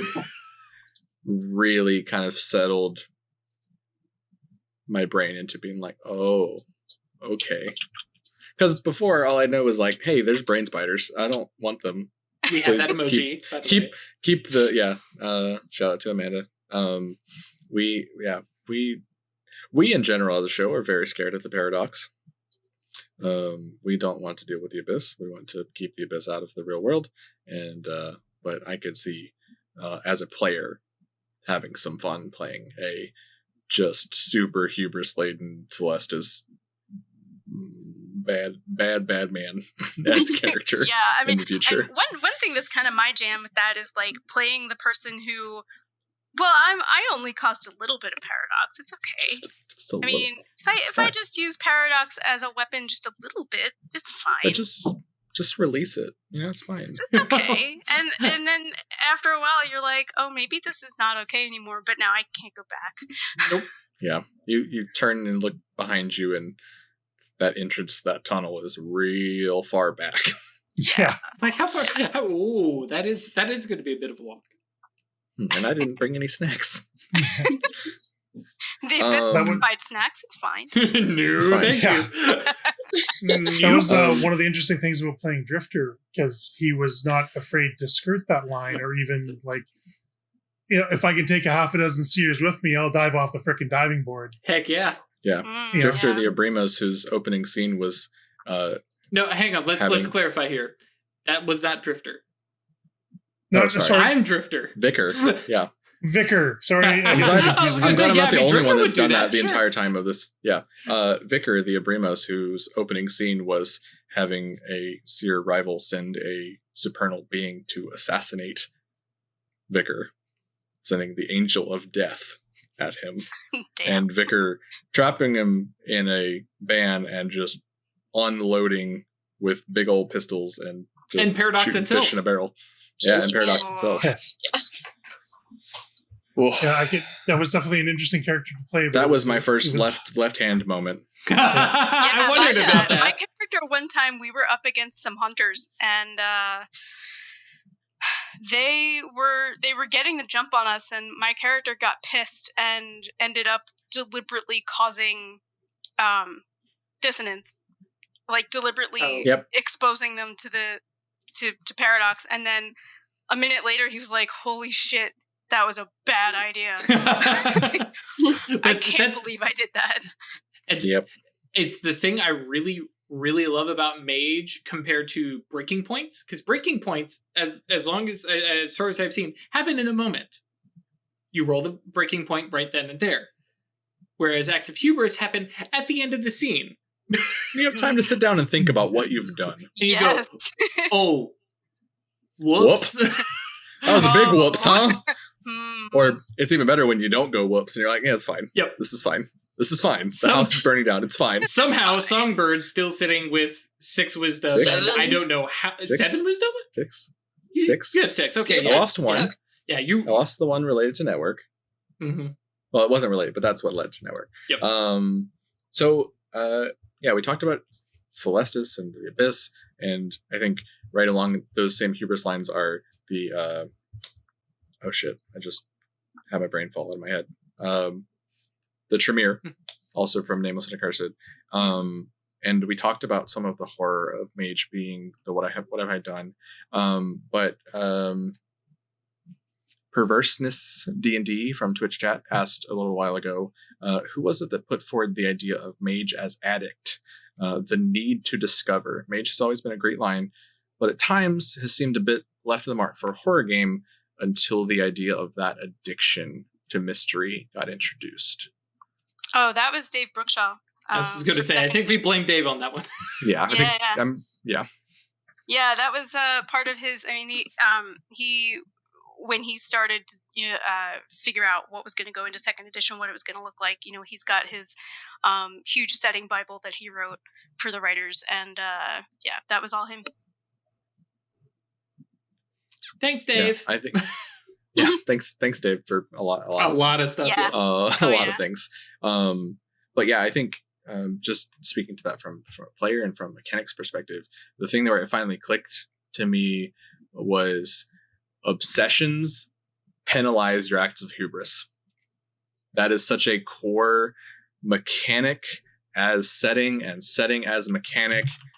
I really, I just think it's one of the best mechanical touches in the game. Yeah, that it's awesome. And your vices and virtues also factor into that as well. But just that obsession of like, did I do something wrong? No, I fucking didn't, because I need to know about this. Yeah. Don't try to stop me. It's amazing. I'm not doing anything wrong. Get out of my face. Which is going to be great in the next, I don't know, half dozen episodes of Songbird. Well, I think I've failed everyone I've rolled. Yep. But I don't do a hubris. I'm unlucky. You guys hate me. I have rolled a lot of acts of hubris, and I have failed fewer of them than I deserved to fail. That would be the Songbird, yes. The things I failed, making a soul stone, which is like a thing that mages do, and killing the guy who killed my brother. Yep. With the ghost of her brother. Justified. Yep. I didn't even do it, yeah. I didn't even do the killing. Oh, it's okay then. Yep. Yeah, it actually for Songbird was like an in-character thing that like for, I don't know, probably close to like 30 episodes, I never invoked a paradox, even though I overreached all the time. Damn. And I never failed an act of hubris for the longest time. And I was like, I've got this. It's fine. I know what I'm doing. And that like with the background of the character being an MMA fighter, like, and that like cocky shithead fucking like toxic masculinity like leaking into that character a bit was always a good character thing to do. Still one of my favorite things that we've ever done is Songbird, after I don't know how many sessions and development and coming out as gender fluid, thank you, and then getting to meet the astral version of Songbird, the cocky MMA fighter, and that was, and having that whole like Hulk in, Infinity Wars. Oh, that's embarrassing. Yeah. Whoops. Yep. Fought the astral version because Songbird has 2 dots of fame. So there's this big Goche of Songbird out there of how people think about him. Awesome. And so fighting my astral representation and taking my iconic red leather jacket from my astral version. That was a fun character beat for sure. Yep. That's awesome. I had a question I kind of put up here. It's kind of a rambling long one, but let's just kind of bring up to everybody. What are some of the like specific little details about Mage as a setting? We talked about how infinite and varied and everything that the setting can be, and all the details that exist, and all of the various, you can go to the underworld, you can go to the supernal, you can't go to the supernal, but you get the idea. What are some of your, and this to everybody, what are some of your favorite small aspects of the Mage setting? What do you kind of ponder and emphasize when you're thinking about writing a setting, or thinking about writing a character, or thinking about writing a book? Ash? I'm thinking. I mean, the Mage setting in particular, or in general? Yeah, let's stick to Mage. So, like, one of the details I really like is the unknowable nature of Atlantis. That's a really cool theme that comes out in the 2nd edition. That's this thing that like it seems to exist out of time and out of reality, but it's tangible and you can hold it in your hands. Maybe. I really like that little aspect of it all. That and the whole wisdom versus hubris struggle is an aspect I really enjoy. Those 2 levers. Yeah. I got 2 in that. I really like the astral and like navigating it. The bit we did was just like, okay, we're in the Tomatoes word association. Basically. Yes. To hop from place to place. Yep. Shout out to Noctol for ruining that word for me, and I now permanently call it the tomato. Yeah. Oh no. And then Noctol, there he is in chat. There he is. So, yeah, that, and There they then are. also just the mechanics of like the ways your How do I time out somebody? souls work. You're on Eros, and it's just very Yeah. good to me. Oniromancy, as I will call it. I think that might be in the book. That is changeling. That's a changeling thing. Oh, fair. Fine. Mages fucking with their own Oniros and meeting their They're Goetia. They're good. Oh, Yeah, Daemon. they're Daemon. They're I was Daemon. actually, that was Um, one of the things I was going to say is I love Oniris diving and meeting your Daemon and exploring your psyche and seeing all the things that are wrong with you. Craig loves Yeah. Oniros diving too. I really wanted to get more into it, but we didn't go in that direction. But Yeah. that was some of the best story beats for me personally as a player was Yeah. the Oniris diving. I mean, we've talked about it more out of character and out of game about how to balance what can be a fairly one player centric scene Mm-hmm. that can go on for a while. Yeah, I mean, our Um, group tends to do it as downtime where it is literally just one-on-one Mhm. between sessions. Okay. Yeah. Yep. We've talked about that too. We have. We schedules threw it under the bus. being We didn't very like different it. between all of us. Yeah. Yeah. Although I'm working all mornings now, so it's a lot easier. Yeah. Someone still works at nighttime.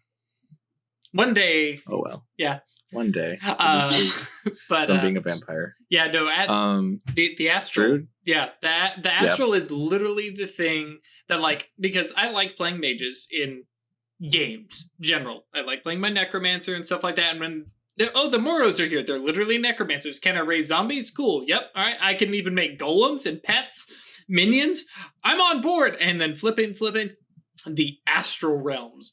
Excuse me, what? And that was literally the thing that won me over. And we made the joke earlier. Yes, the way to win me over is base building. And I'm like, I can base build in the astral. I can make a fortress in the astral and, rule from on high. That's what, that's where Drifter was, headed to for my Little Richmond stuff. So yeah, the astral is absolutely phenomenal. It's absolutely terrific. And I like the fact that Beast can kind of tap into it. I don't know that any of the other splats really can. Because I know like changelings can get into dreams. But, for the most part, and I guess technically demons can do whatever demons want to do. Man, that's a game, huh? That's a thing. But yeah, the astral is, wonderful. And the sheer idea of like perspective and like, oh yes, I'm going to go to, the Goetia of this person or that place. And it's like, well, there's like 7 different versions of Thor in the astral, depending on where you're going. You want ye old short What redhead, approach you're taking. Short, stumpy, redheaded, angry guy from the Norse. Sure, we got him over there, but we also have Chris Hemsworth over there. And that version of Thor, and and then next to him is the comic book version of Thor, and the 17 billion versions of that. So yeah, the astral is dope. I love the astral.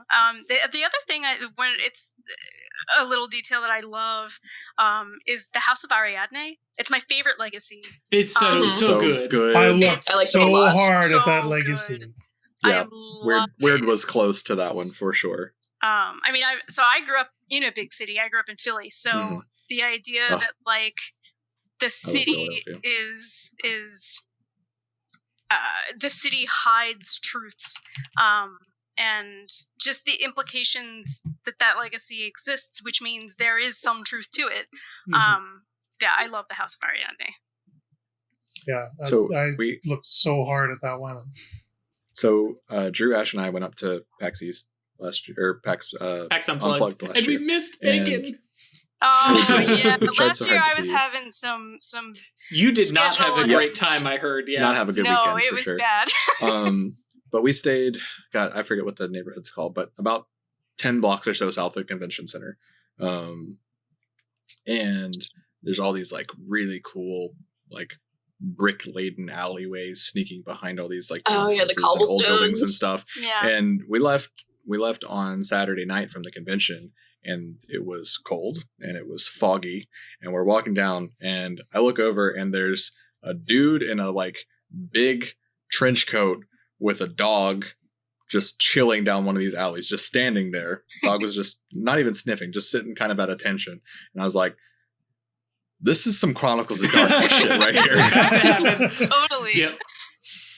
Yep. So, and I've had moments like that in New York. And I think for me, that like vibe of that like dark, like a city darker, like through a mirror darkly kind of thing, just resonates so strongly with some of those northeast cities, Philly and Boston and New York. And, they're so they're closer. They're built. They're closer. Yeah, yeah, for sure. Yeah. It's like, for me, it's like I want to play Chronicles of Darkness in a location like that because I do know them more as well. So I think there's a bit of that. And Richmond has some spots like that too. And it's my home city, so that's why I set the game there. Or I want it to be out in the middle of the fucking mountains in the middle of nowhere and have some fucking Yeehaw Jethro fucking werewolves or some shit. And just have some weird shit going down out in the middle of nowhere where there's a lot less sleepers. Appalachian werewolves. Oh boy. Hell yeah. I'll play that game.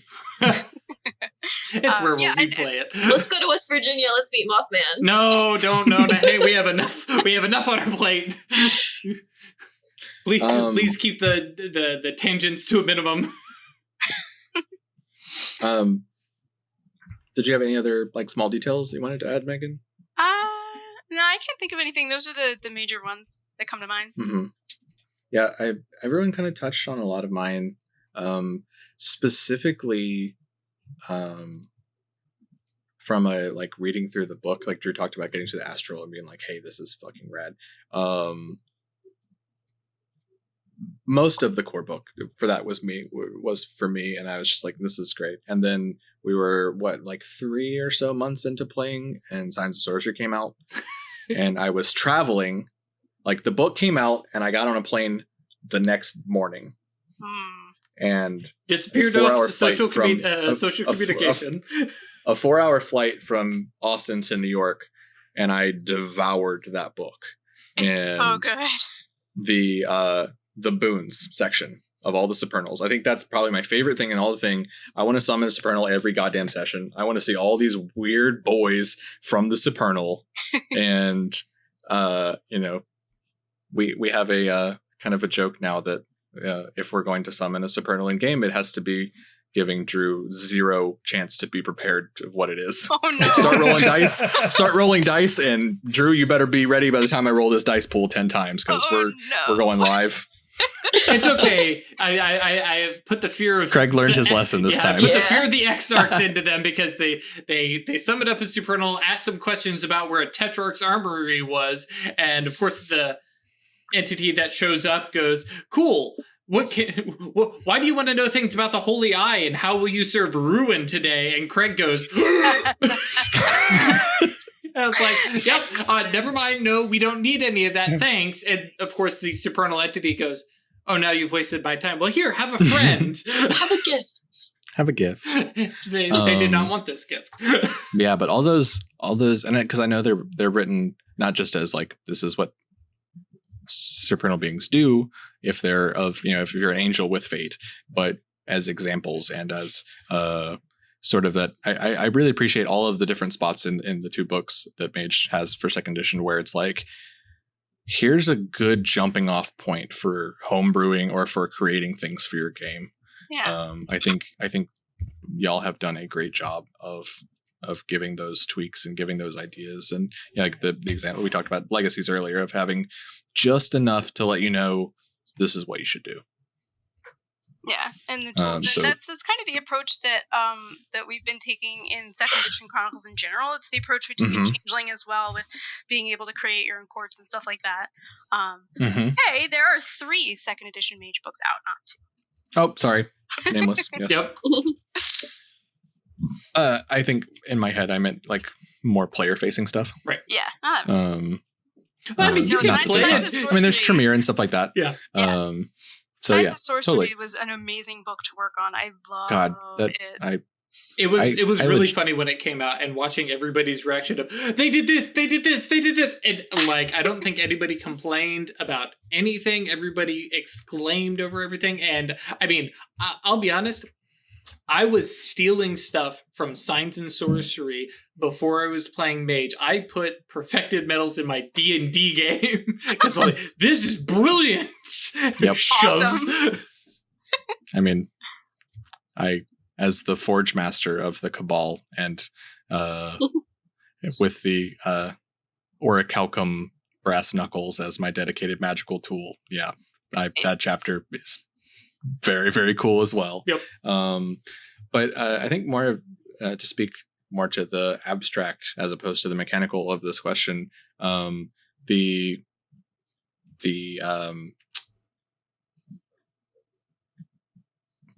everything to do with the higher level metaphysical stuff of the supernal, like Signs and Sorcery says, yes, there are aeons that are at the edge of the Ocean Ouroboros. Here are their names. Here's what they reside in.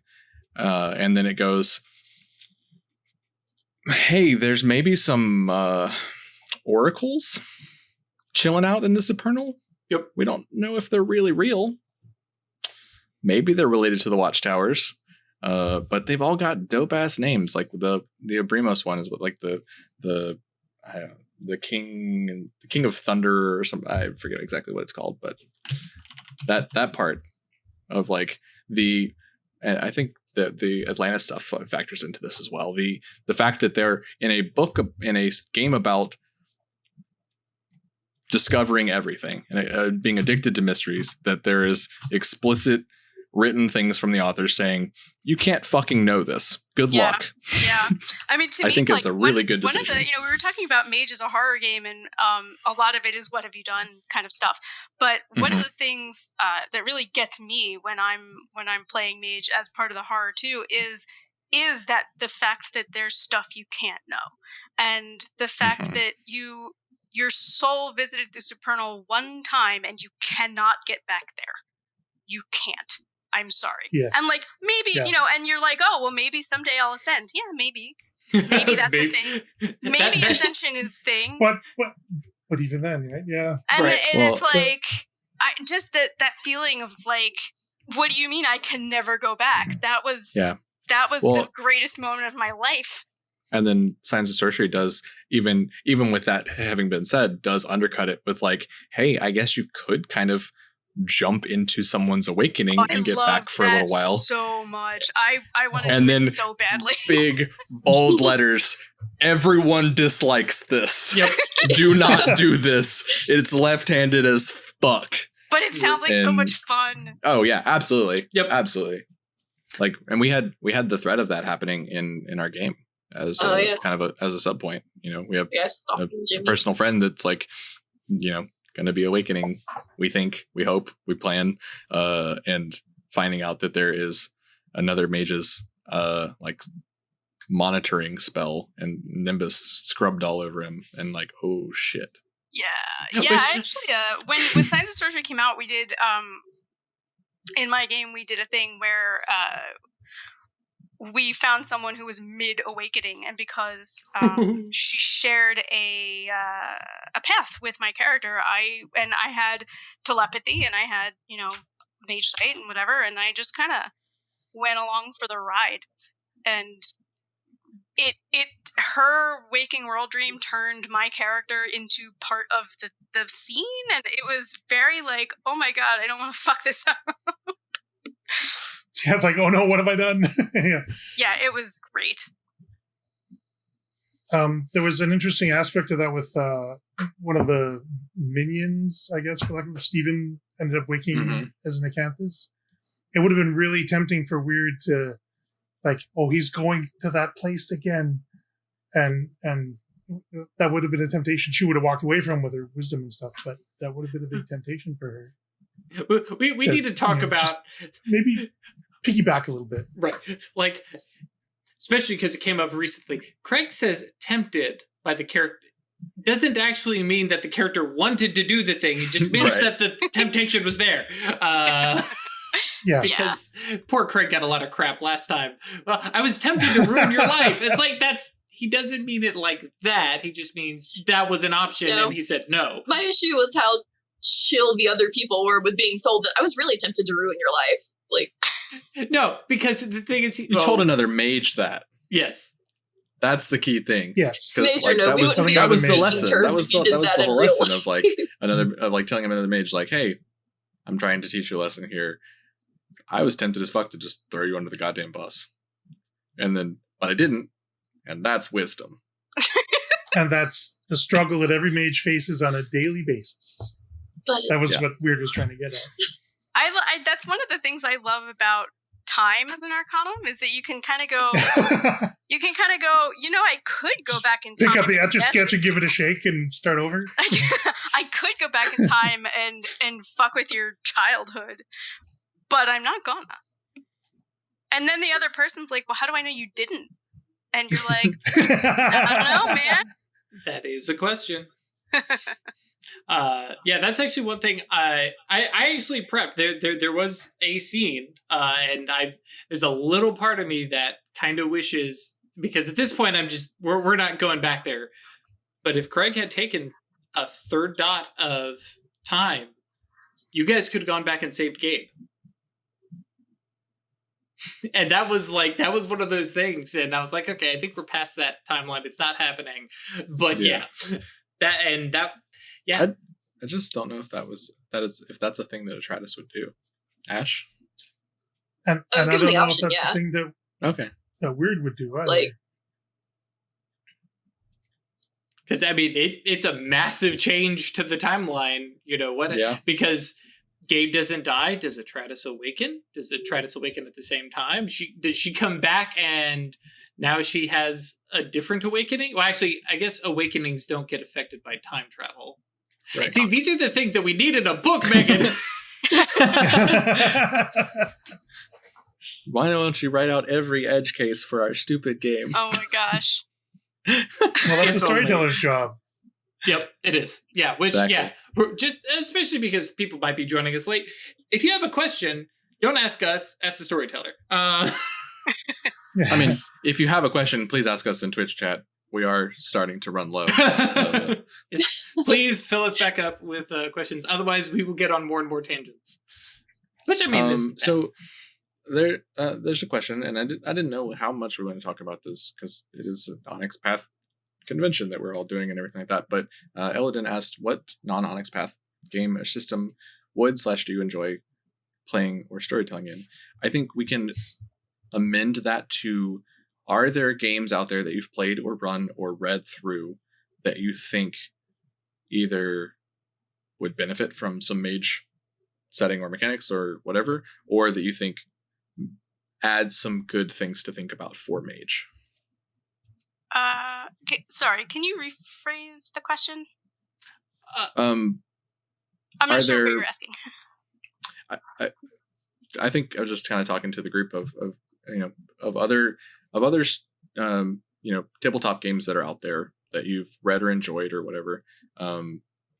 Let's say, what is there any mechanics or setting type inspiration that you might draw to use in a personal mage game?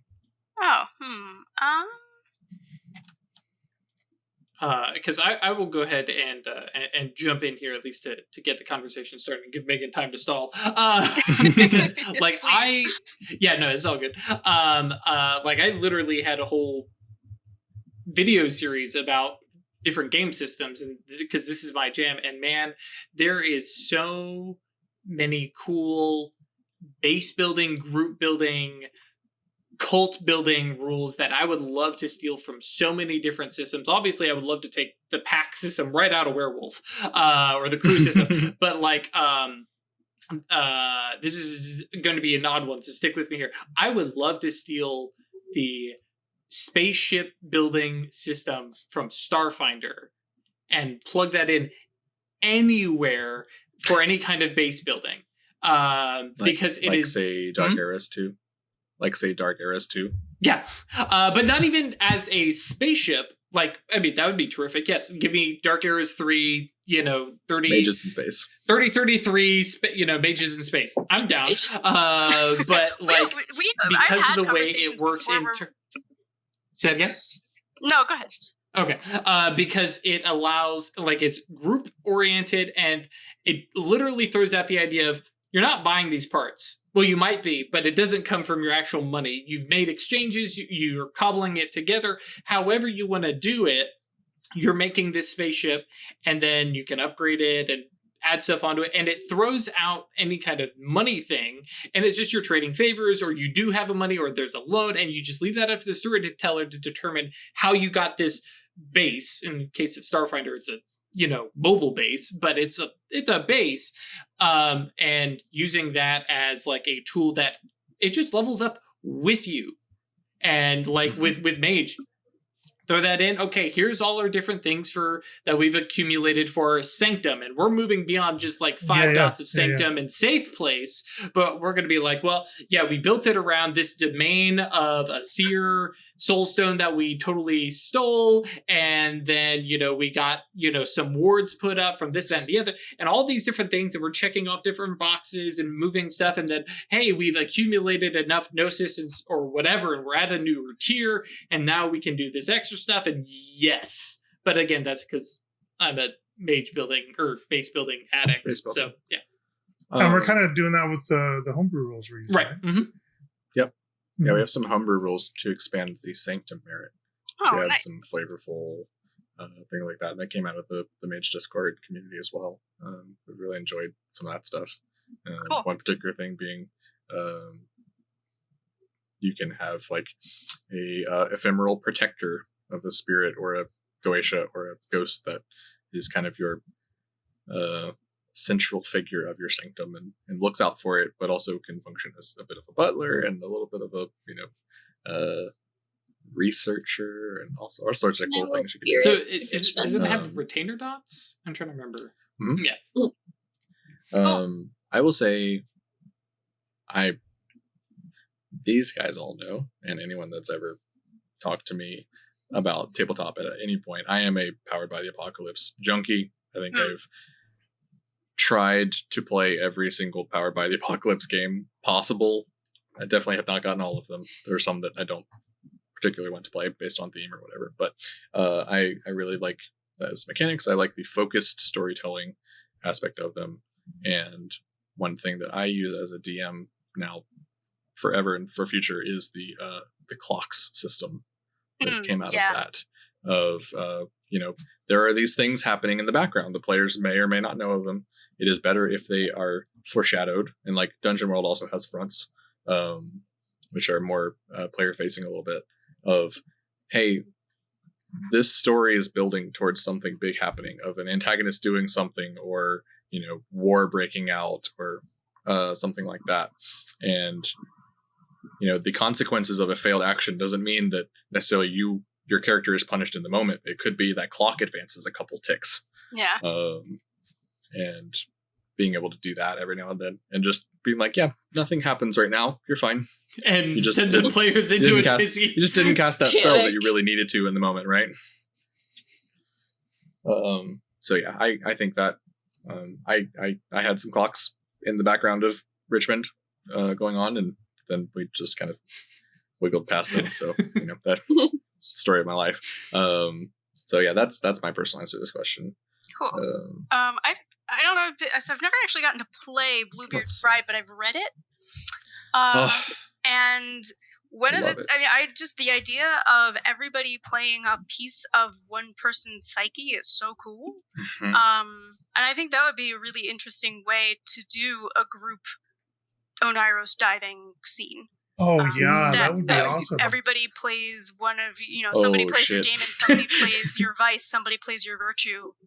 We actually had that planned at one point, and then we completely failed on that. All four of us, you said that, and all four of us just went, ooh. Yeah, we discussed that at one point, like having other people play roles inside your soul. Yeah, that's another, just another cool little thing you may try at your tables, speaking to people, is if you have long solo scenes, you can have other players fill in NPCs or whatever, and that way it's not the player and the 7 DM NPCs all talking to each other.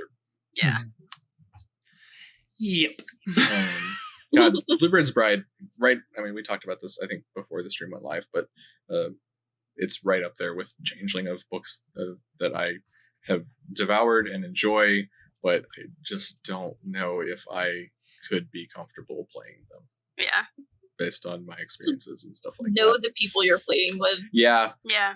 And so much of my Powered by the Apocalypse gaming happens at conventions. Cons, yeah. I don't know if there's enough safety tools in the world for me to be at this table. The book was beautiful, though. The book is beautiful with the gold inlay and everything. Yeah. Let's Back see. to this game and this Back to system. Mage. That's also great. Yes. So this is kind of interesting to kind of pick at and think about. Pixit Flies says, having run a game whose only rule is anything you try to do will fail in some way. I have thoughts about that.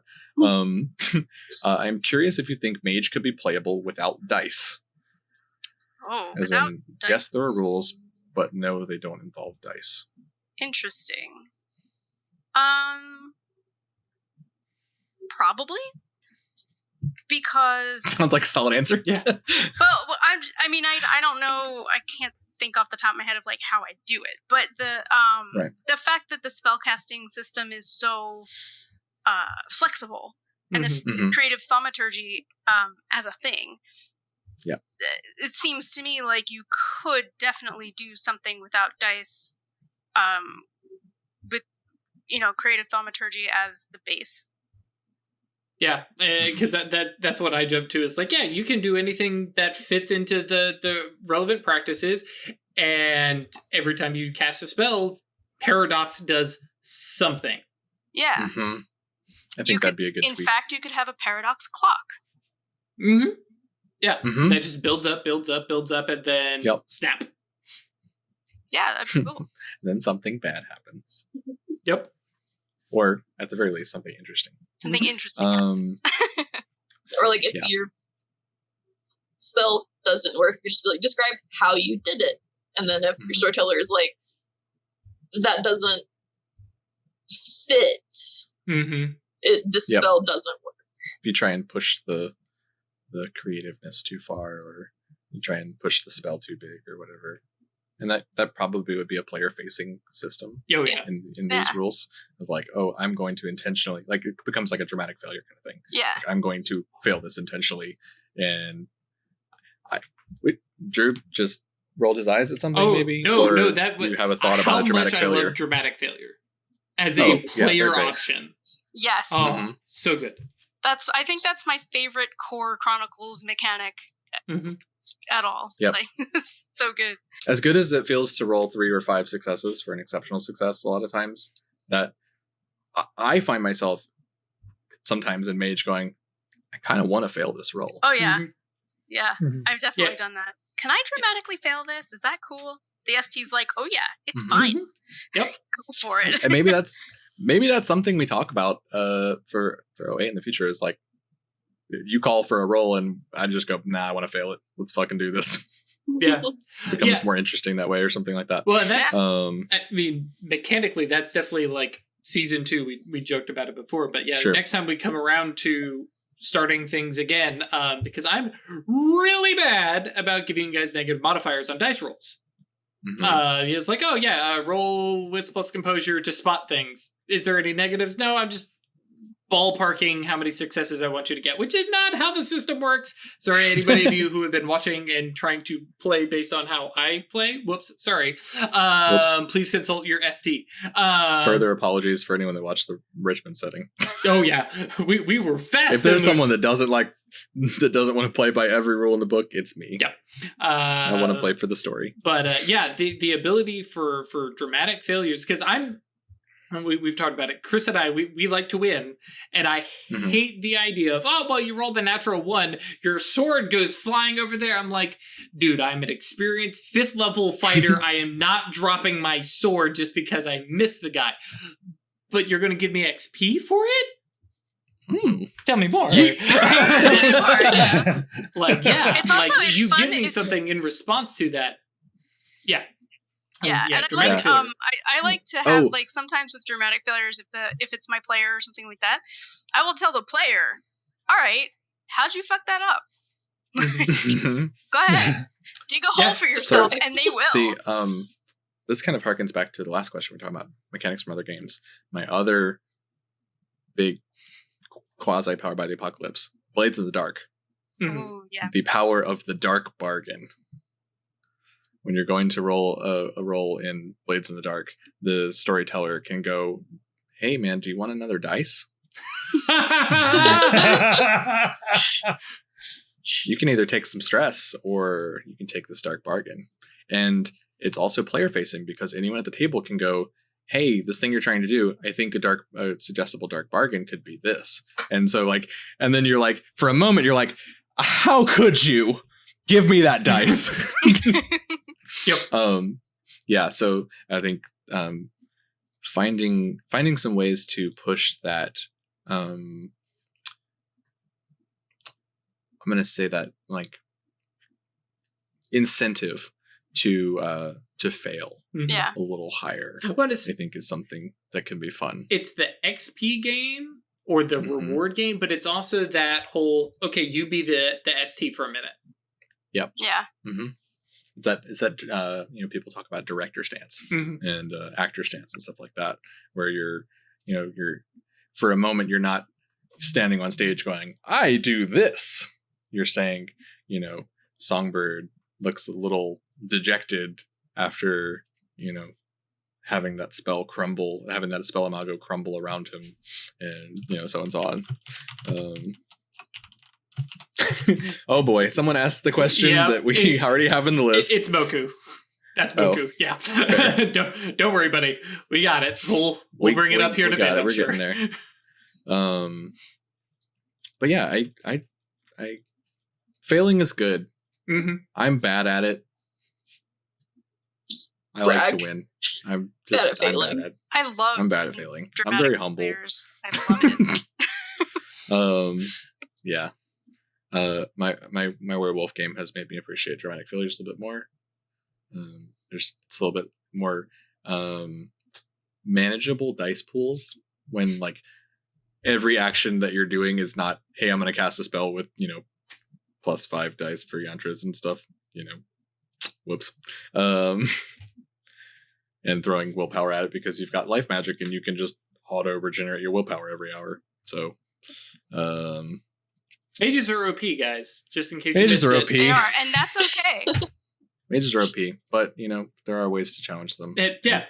Other OP Better mages. mages. Yep. Other mages. A fleet of Rahu. Sure. I mean, is that an aspiration?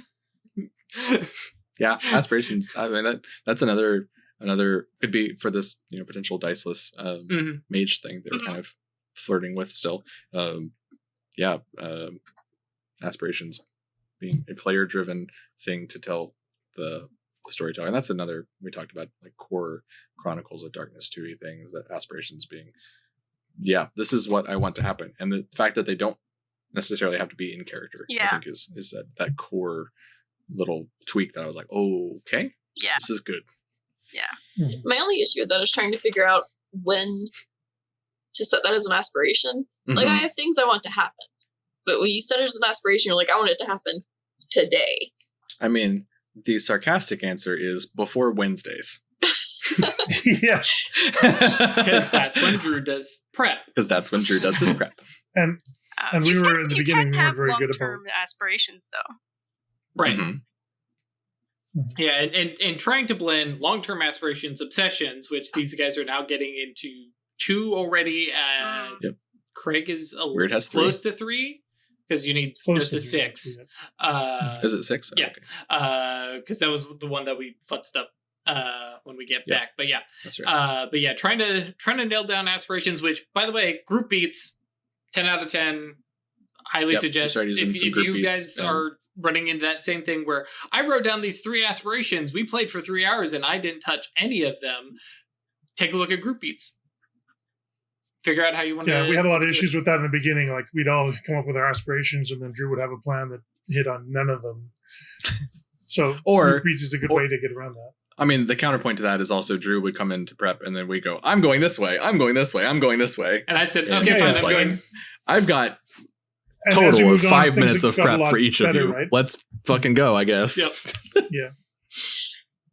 That's actually somebody on the Twitch chat had a question that I really liked a couple minutes ago about what tangent happened in your game that ended up leading to a whole new plotline and resulted in expanding that game's setting or themes or canon. I have a story that I really love to answer that question. Fire away. Awesome. We're here. Yeah, for sure.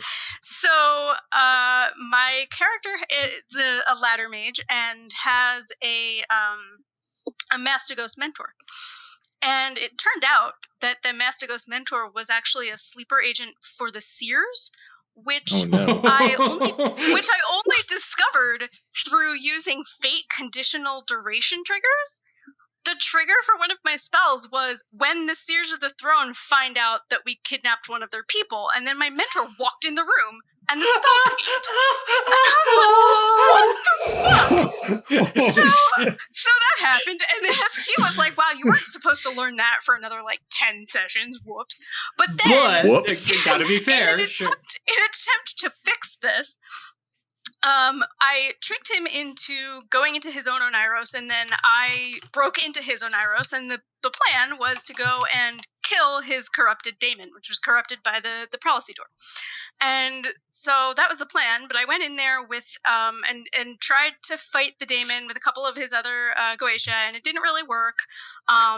We finally we couldn't kill it, and it was about to murder me. So my mentor banished it instead, banished it out into the astral somewhere. And then he was like, all right, well, now we're in trouble because it knows how to find me. It'll just come back. And he goes, oh, I have an idea. And he reaches out with space and mind as far as he can with a whole bunch of reach because he's inside his own Onyros, so it doesn't matter. And just shoves his entire Onyros into mine so that mine is like a protective shell so that his daemon couldn't find it. And I was like, what the fuck did you just do? So we spent a good 5 or 6 sessions of that chronicle just sharing one Onyros, and it was really awkward. That's fucking awesome. And it was not planned at all. That's pretty cool. That would be awesome. I will say to in response to that story, and also to pretty much 90% of the things posted in the gaming highlights channel of the Mage Discord, I feel like sometimes we're playing a different game than other people. Yeah. I'm going to answer that, but I'm going to mention real quick because some people might not be watching chat.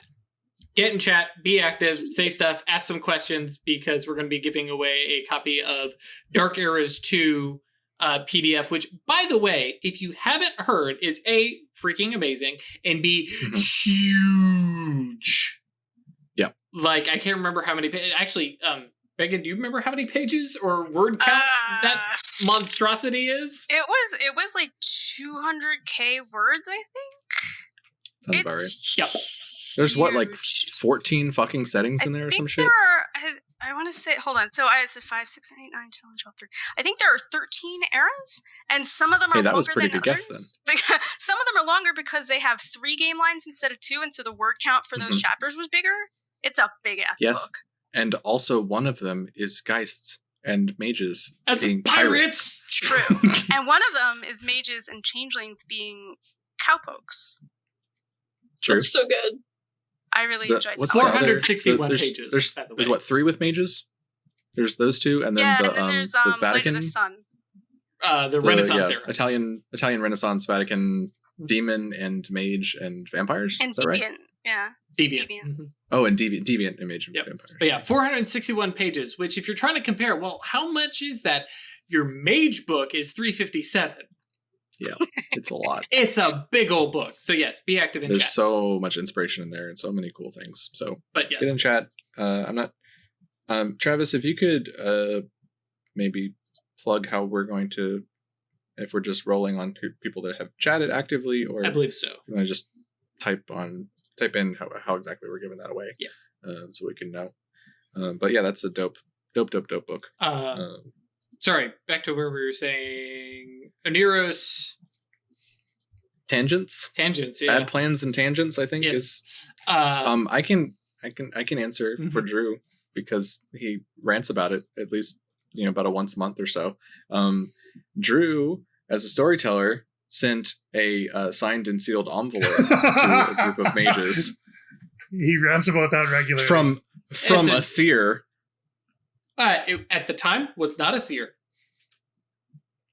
It had magic Fair. on it. Had magic on it.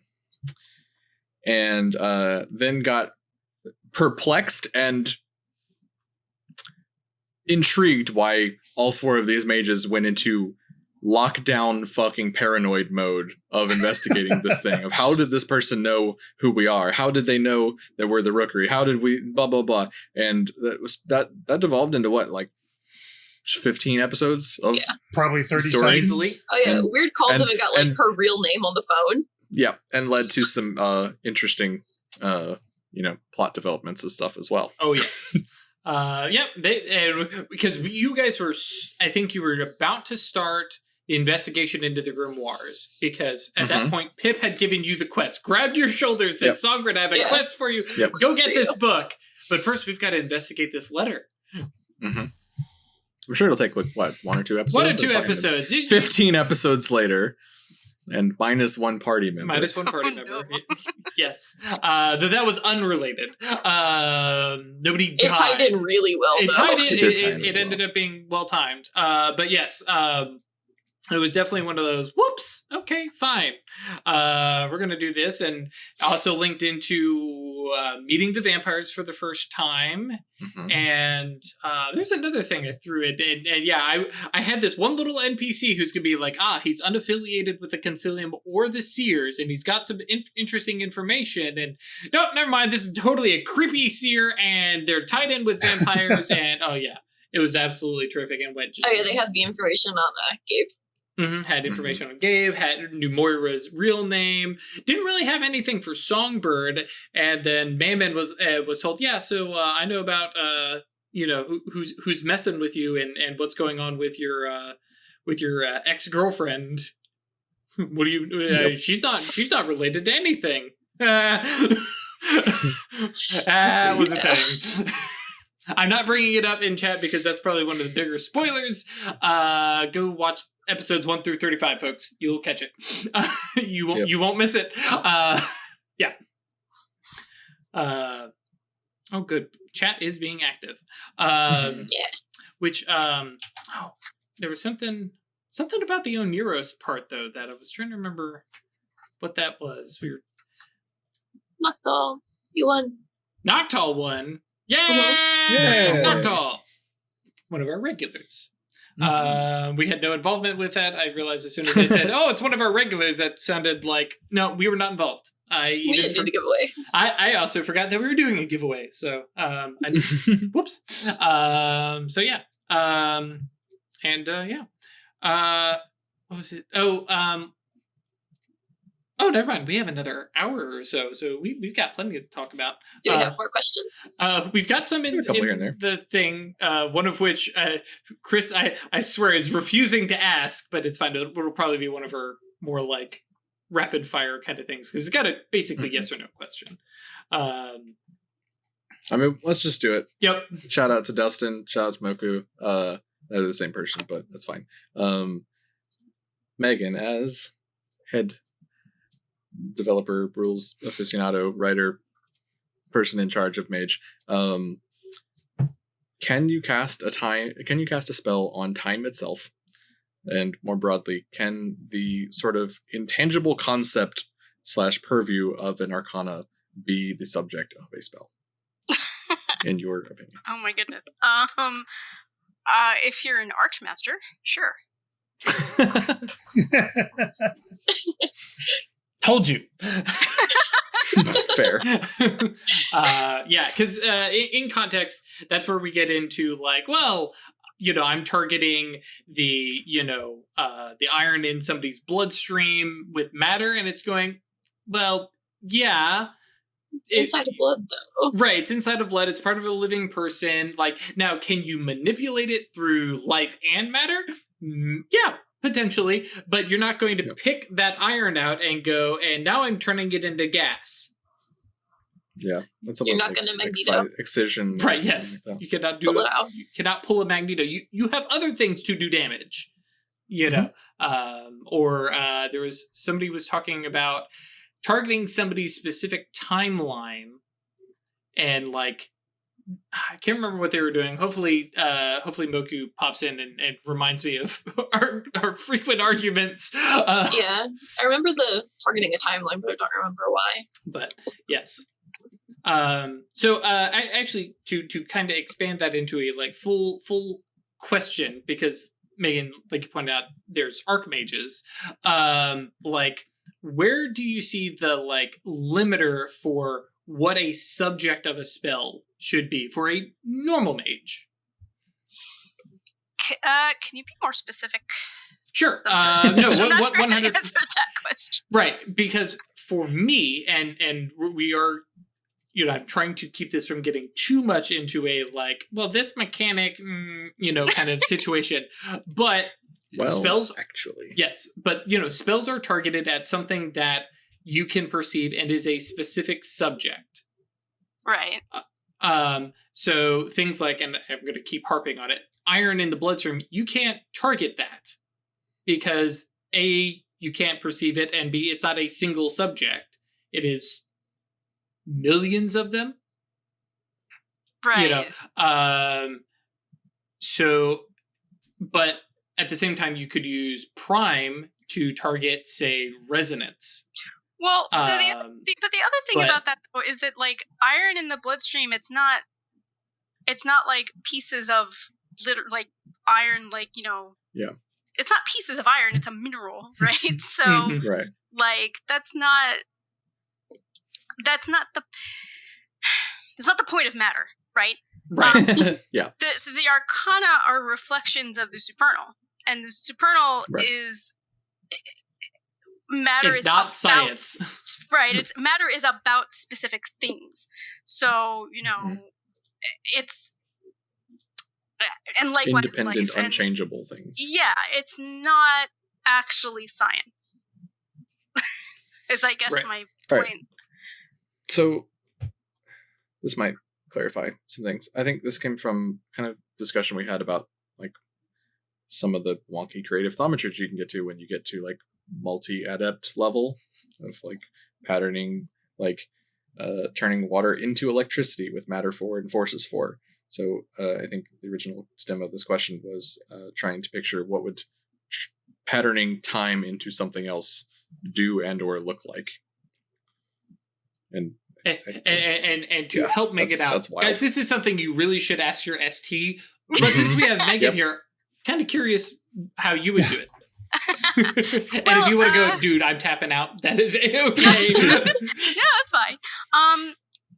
The answer is you wouldn't be patterning time as a concept. You would be patterning something, right? So you would be patterning like the last hour or something like that. Because when you transform, say, water into electricity, you're not transforming the concept of matter. You're transforming this one example of it, this one instance of it into something else, right? So, I mean, go ahead. So maybe an example could be, and I think this would overlap some with Purview of Mind being skills and stuff like that, but turning someone's all the hours that they practiced hockey into a cookie with time and life. So like they lose those skill dots related around athletics or whatever from doing sports in their past, forget those skills, and then here's a cookie. And then further storyteller development might be like if someone else eats that cookie, maybe for a while they get those skills. I don't know. You could combine rewrite history and spell potion and something else. You could combine it with that prime spell that makes like the perfect cookie. You had me at that prime spell. This kind of dips into a question that came from Camo, who shout out to Camo for waking up at ass o'clock early. He has messaged me and gone back to bed. So Camo, when you see this, when you wake up, It's like 3 a.m. In what, Poland? No, he's in Aussie land. Oh, okay, yeah. Anyways, Camo asked, what is your favorite creative thaumaturgy spell? So let's just go with like, what's something really cool you've done with creative thaumaturgy? Getting outside the box a little bit. Let me think about that. For me, for Songbird, I think when Atratus discovered the Reaper by accident, and I used Prime to shut down the truth of the Reaper's mask, to basically completely dissociate that anyone looking at it would be like, what is that? I mean, you can look at it and be like, I mean, I guess it could cover up your face, but no one would think to go, oh yeah, that's a mask, let me wear it. Cool. Yeah, shielded the symbol. Remove the maskness of it. Mm-hmm. Neat. It was very neat and very, very good because it would have been a problem. Yeah. Because Gay was going to try the mask on. Oh no. Oh no. Oh no. There was one I was thinking, it was something about nostalgia. It was something about messing with temporal sympathy to cause nostalgia, so that someone, like, to affect someone's opinion of something because they were nostalgic. I can't remember exactly how it worked, but that was cool. It was because my character was having like daddy issues and wanted to make his We've all father been there. nostalgic. Well, his dad's a vampire is the thing, so Oh, good lord. Oh, God. There's some drama. Just turn it up to 11. it's bad. But he wanted to make him nostalgic for his human life. And so I did something with time in mind, and I don't remember exactly what it was, but that was cool. That's cool. Your character was having some Vladdy issues. Oh my god. Nothing to You're throw welcome. at you states You're away. welcome. I'm too far away. Ash, you need to do me a favor. That's good. Anybody else have some fun? I mean, you guys have Greg, all you've done some seen cool the creative stuff. thom Yeah. that I've seen. So, Mhm. I mean, there is one creative thom. Sorry, there's something in my eye that I really wanted to do because I really wanted to see how it was in the end not going to work. But well, just to catch Megan up, and of course anybody who hadn't seen it. So we were in Richmond, and a supernal being decided to flip a Invert the chunk gauntlet. of our world across the gauntlet and swap it with this place in the shadow. Oh, Thanks for that boon, by the way. Thank you. Because that was problematic. And meanwhile, my Mastigos with 4 dots in space, because duh, and 2 dots in spirit goes, well, technically I can teleport 2 subjects and just swap them. So I wonder, this supernal being shows up and uses its boon to swap this whole thing. I'm sure I can do that with a simple teleport spell and just 2 dots of spirit. Never got to find out what happened.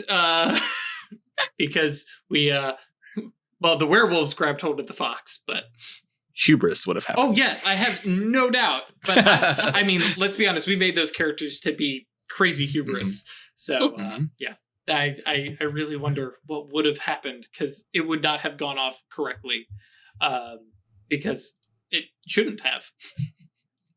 It's not a creative thaumaturgy, but I really wish I had tried to pull out the werewolf soul. It wouldn't have worked, right? Nope. Yeah. No, need that spirit, They don't got one. at least. If you have spirit, can you do it? Yes, 5 dots of 5 dots of This death goes and into 2 dots of metaphysical. spirit. Do Yes. werewolves have a soul? It counts as an awakened soul? For me, yes. it does actually canonically as well. Oh, cool. There you go. I know game. I'm good. So I kind of have been brewing this question in my head a little bit, and mainly it's just I want to talk about it because it is June and it is Pride, and Songbird and I are both gender fluid, and if I just want to talk a little bit about Mage being a line that has personally helped me, and I've talked to some other people about themes of queerness, of either of being different or of using that awakening as either a metaphor or as a downright like in character solution to problems with gender identity or stuff like that. So life magic is something that I was drawn to on my first read through of the game, and I think and like I said, I talked to some people in the Mage server and stuff like that.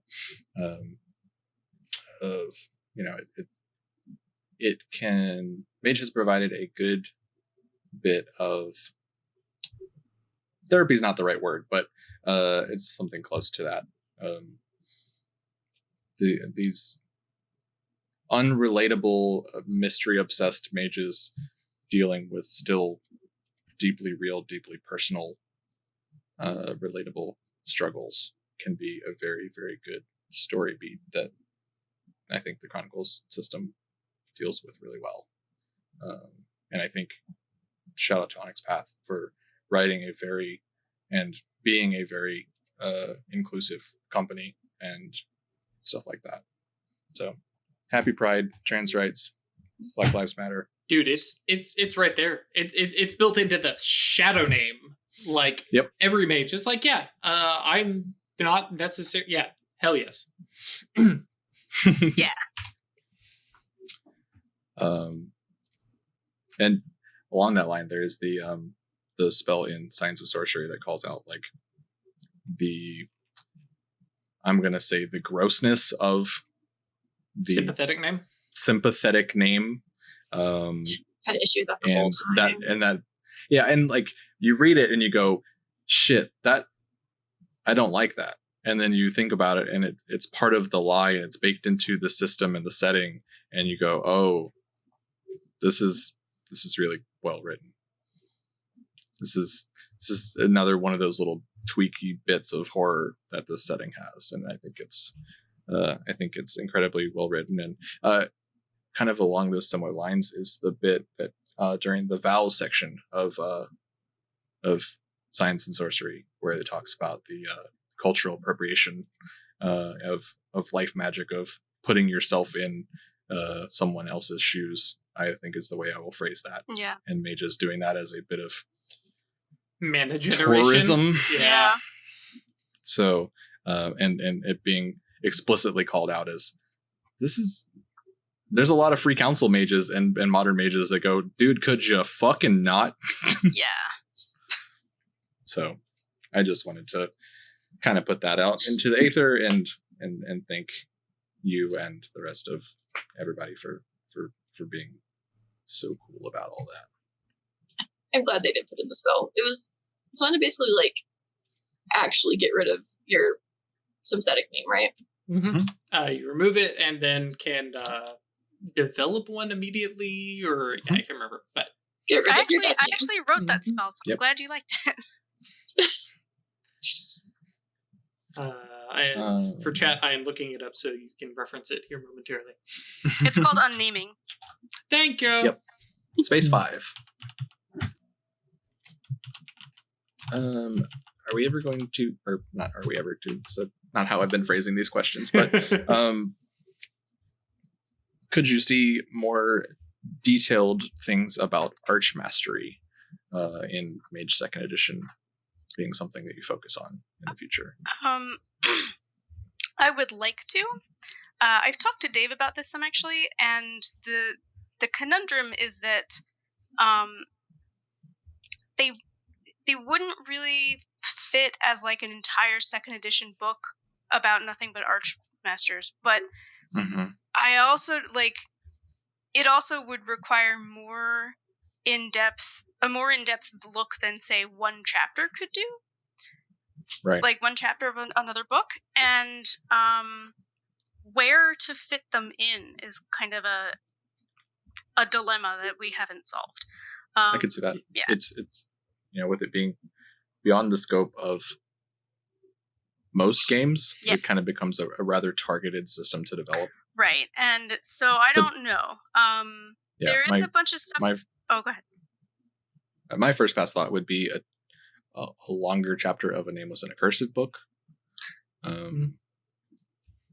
But that's won't necessarily. Like I said, it's an incredibly targeted thing to develop. Yeah, and that's kind of the issue. In a game about sort of wankery and creative thaumaturgy, and my wizard does this, like Archmasters are the next goddamn level of that. Yeah, it's Mage cranked up to 11, and it is really something that I don't know how many groups would actually use, and right. Yeah, so it's a little bit of a conundrum, and I don't know. For people who haven't read Signs of Sorcery, there is some stuff in Signs of Sorcery around Archmastery, but it's not, you can play an Archmaster, and I don't know exactly how to address it. So, it'll depend on, like I said, like whether we get what books come next and what books get approved and stuff like that. But I have been giving it some thought. Cool. That's good to hear. Which actually, just a quick question I'm going to fit in here, and I don't know how much you can speak about it, but obviously we're not going to talk about what is actually in the next books. But could you give us a little idea of like how the next books are like set up in terms of, because I know one of the big things is got to go to White Wolf for approval. So how does that work out? Is there like a brief first that you send to White Wolf and go, hey, this is what we want to write? And then they go, yeah, that's cool. Or, because I imagine you don't write an entire book and then send it to White Wolf. Because I know there's White Wolf approval as part of the Monday meeting notes. Right. But that's usually after the book is done. But what about that start part? Right. So there's multiple points of approval. At the beginning, it's that we write up a pitch. And the pitch might come from Rich or one of the in-house developers, or it might come from one of us. I can pitch Changeling books. I can pitch Mage books. Normally, like other people can bring up pitches, but they would bring them up to like one of their developers, and then one of their developers would write the pitch or something like that. Onyx Path as a company sends the pitches over to White Wolf, and White Wolf will go through and approve whichever ones they want done, and then they'll send over and say, yep, okay, we approved this one.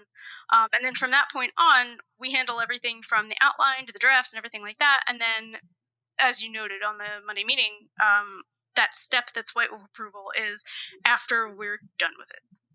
Gotcha. And the pitch is what, like an outline of like these are the chapters we're going to hit, or is it even like more of a long paragraph kind of like this is what we want to cover? It depends. If it's a longer book, especially if it's a core book, but if it's a bigger book, more detail is usually good. If it's a smaller book, one long paragraph might be enough. And there is no real there aren't really rules about it, and it's just sort of how to get across what I know I want to be in this book, and enough that they can get the gist. Cool. Yeah, because I know personally, I've even made a comment on Monday meeting notes. It's like, I know Tome of the Pentacle is supposed to be coming, but it's not on the list. Where is it, please? And Rich actually said, that's not how this works. We'll let you know once we get basically White Wolf's approval. That way we can start on it. I'm like, oh, okay. I can sit back and relax. Don't worry, the book is still coming. All right. Yes. I am working on Tome of the Pentacle. It is a thing. Absolutely no rush. Well, I mean, the sooner the better. But people would disagree with that.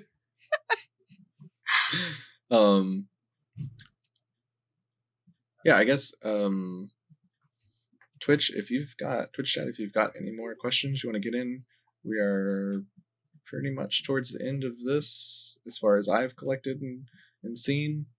We are running towards the end of our normal time. So I guess I am curious, Megan, if you'd like to speak at all to a broad sort of idea of kind of what Tome of the Pentacle theme-wise may be? Sure. Without going into anything specific. Yeah, Just 'cause so I want to know. Tome of the Pentacle. But understand if you can't. Yeah. Tome of the Pentacle is, so in first edition we had the book, we had the order books, right? Each order got its own book. So this is kind of taking that concept and expanding it out to something broader, where it's about the Pentacle at large, the convocations, how the caucuses interact with each other, stuff like that.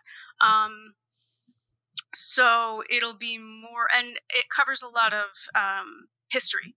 So it'll go into sort of the history of the Pentacle and various events and how they affected, the various orders and stuff like that.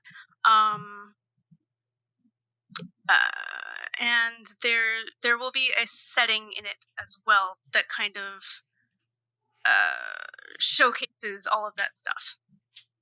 Cool. Very cool. Yeah. Very cool. Noctal asked, and I guess we can kind of expand to homebrewed watchtowers, homebrewed supernal realms, and talk about that a little bit. What would a supernal realm look like if it was not balanced, if it had 2 gross or 2 subtle arcana, rather than the typical 1 gross and 1 subtle? You tell me. Yeah. That's a good answer to that question. Yeah.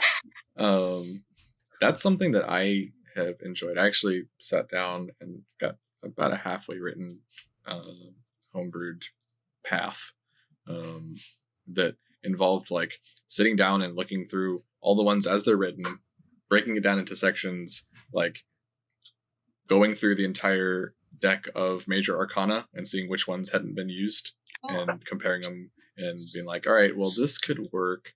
And ended up kind of coming up with this life and fate path that is kind of heroes and bards focused. That's awesome. With like legendary monsters as its supernal beings. Cool. Its challenges and stuff like that. I guess close to, so, I could, if I had a couple hours to sit down and bang something out, I could come up with something. But I will say, in Science of Sorcery, there's a bit about nullities, and it talks about how theoretically you could have one that annuls prime, I think. That annuls, other arcana where that's not anybody's inferior arcanum. And then in Nameless and Accursed, those nullities do exist. Right, I think it was in the Scalestus section. Yeah. Right? And so that's kind of a thing where, like, even in character, mages are like, well, this is weird. Like, this is a thing that theoretically exists. Does that imply something that these other paths, these other watchtowers might be out there somewhere? So, yeah, it's a capital M mystery. Yep. Ask your ST, homebrew it yourself. You're not getting a straight answer from us. Yeah. I will say as an ST, if you want to ask me, I had included my watchtower as a possible thing that could be included in a Richmond game. And I had the Sentinel of the Concilium, who is a life master Thyrsis, who I had her kind of central mystery was that she is a 4th generation hero awakened. Oh, right. And absolutely obsessed with Alethian studies. And she finds out that there is another watchtower and then goes about forcing awakenings nearby this like a ruin that is dedicated to it to try and study and force somebody to be like, look, you're so close. There's all this Atlantean ruins of this 6th watchtower. I'm just going to yeet people into the supernal and see what comes back. Oh my God. And we never got to that. I'll talk about some more in the video that we've talked about of me recording about Richmond. But yeah, she was a bad lady.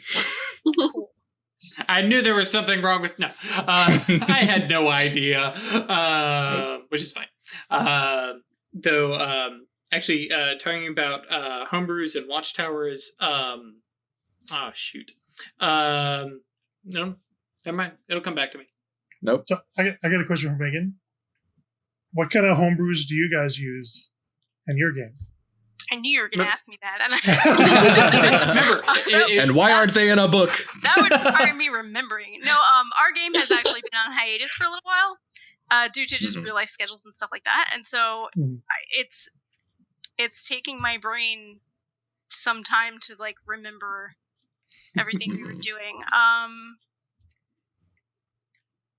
I mean, remember, guys, anything Megan does is not homebrew. It's official. It's canon. I wasn't going to put her on that kind of a spot. So if you can't remember any from your specific game, is there some homebrews that you like that you run across elsewhere? So I usually refrain from reading homebrew. It's kind of a sure, yeah. I don't know. Like don't send authors your scripts. Listen to other people. Yeah, poison the water. I don't feel comfortable reading other people's homebrew because in case I independently come up with an idea or something like that and it gets into a book, I don't want to be influenced by accident, by something that somebody wrote. So I don't tend to read those. I'm trying to think though.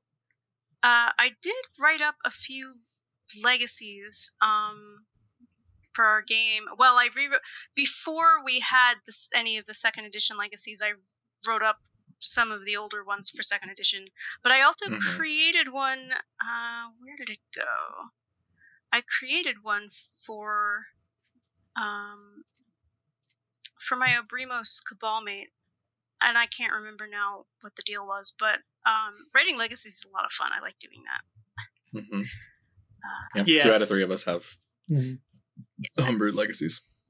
I'm sorry. I wish I could remember the details, and I just can't. But totally fair. Yeah. Oh,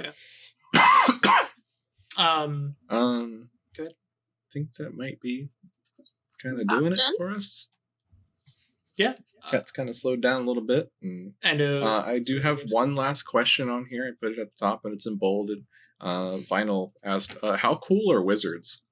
Are you kidding? Every mage is a cool. giant nerd. Wizards are not cool. However, they're awesome. They're very, very awesome. Yep. Fair. But they're nerds. Every single one of them. Oh, yeah. Just don't tell Songbird. Hey, wait, I have a question for you guys. Oh, God. No, shut it down. If you, got the feed. like, you, not your character, but you, in real life, were a mage, what path and order would you be? I want to go last. Well, we already know which one yours is. It's a adamantine aerotheresis. It's obvious. Yeah, perfect. But I would pick up Prime and Force this as well. Cool. Yeah. It'd be the opposite end of Songbird. Yeah. I definitely know, but much as I wish and hope I'd be a Mastigos, I'd probably come out in a Brimos. And yeah, you better believe I'm joining some Silver Ladder. Like, free counsel is tempting, but man, like, people need some guidance because people are dumb. Hubris is a coward's word. Yes. Mm-hmm. I don't know. I'm a pretty empathetic person in my personal life, so maybe Mastigos. I don't know. The not a dick Mastigos? You're going to be the not a dick Mastigos, yes. Rare species there. Yes. Hey, Drifter almost was, but then I remember we were playing a Let's Go Wild game, and I said, nah, he's got to be a dick. Hubris. Yeah, just Ash? Mysterium Moros. Cool. Ash plays herself. Yep. Adventure Librarian. Yep. I have put Necromancer Librarians in like 3 different games across systems at this point, so. Awesome. I know what I'm about. In another life, my day job was being a librarian, so I get it. I also could see myself being in the Mysterium. But in more of, to pull an example from our game, as like Shanna. Like, someone sent out to do the fucking Indiana Jones shit. Yep. Like, hey, there's a relic, artifact, mystery. Who knows? Go get it. Don't die.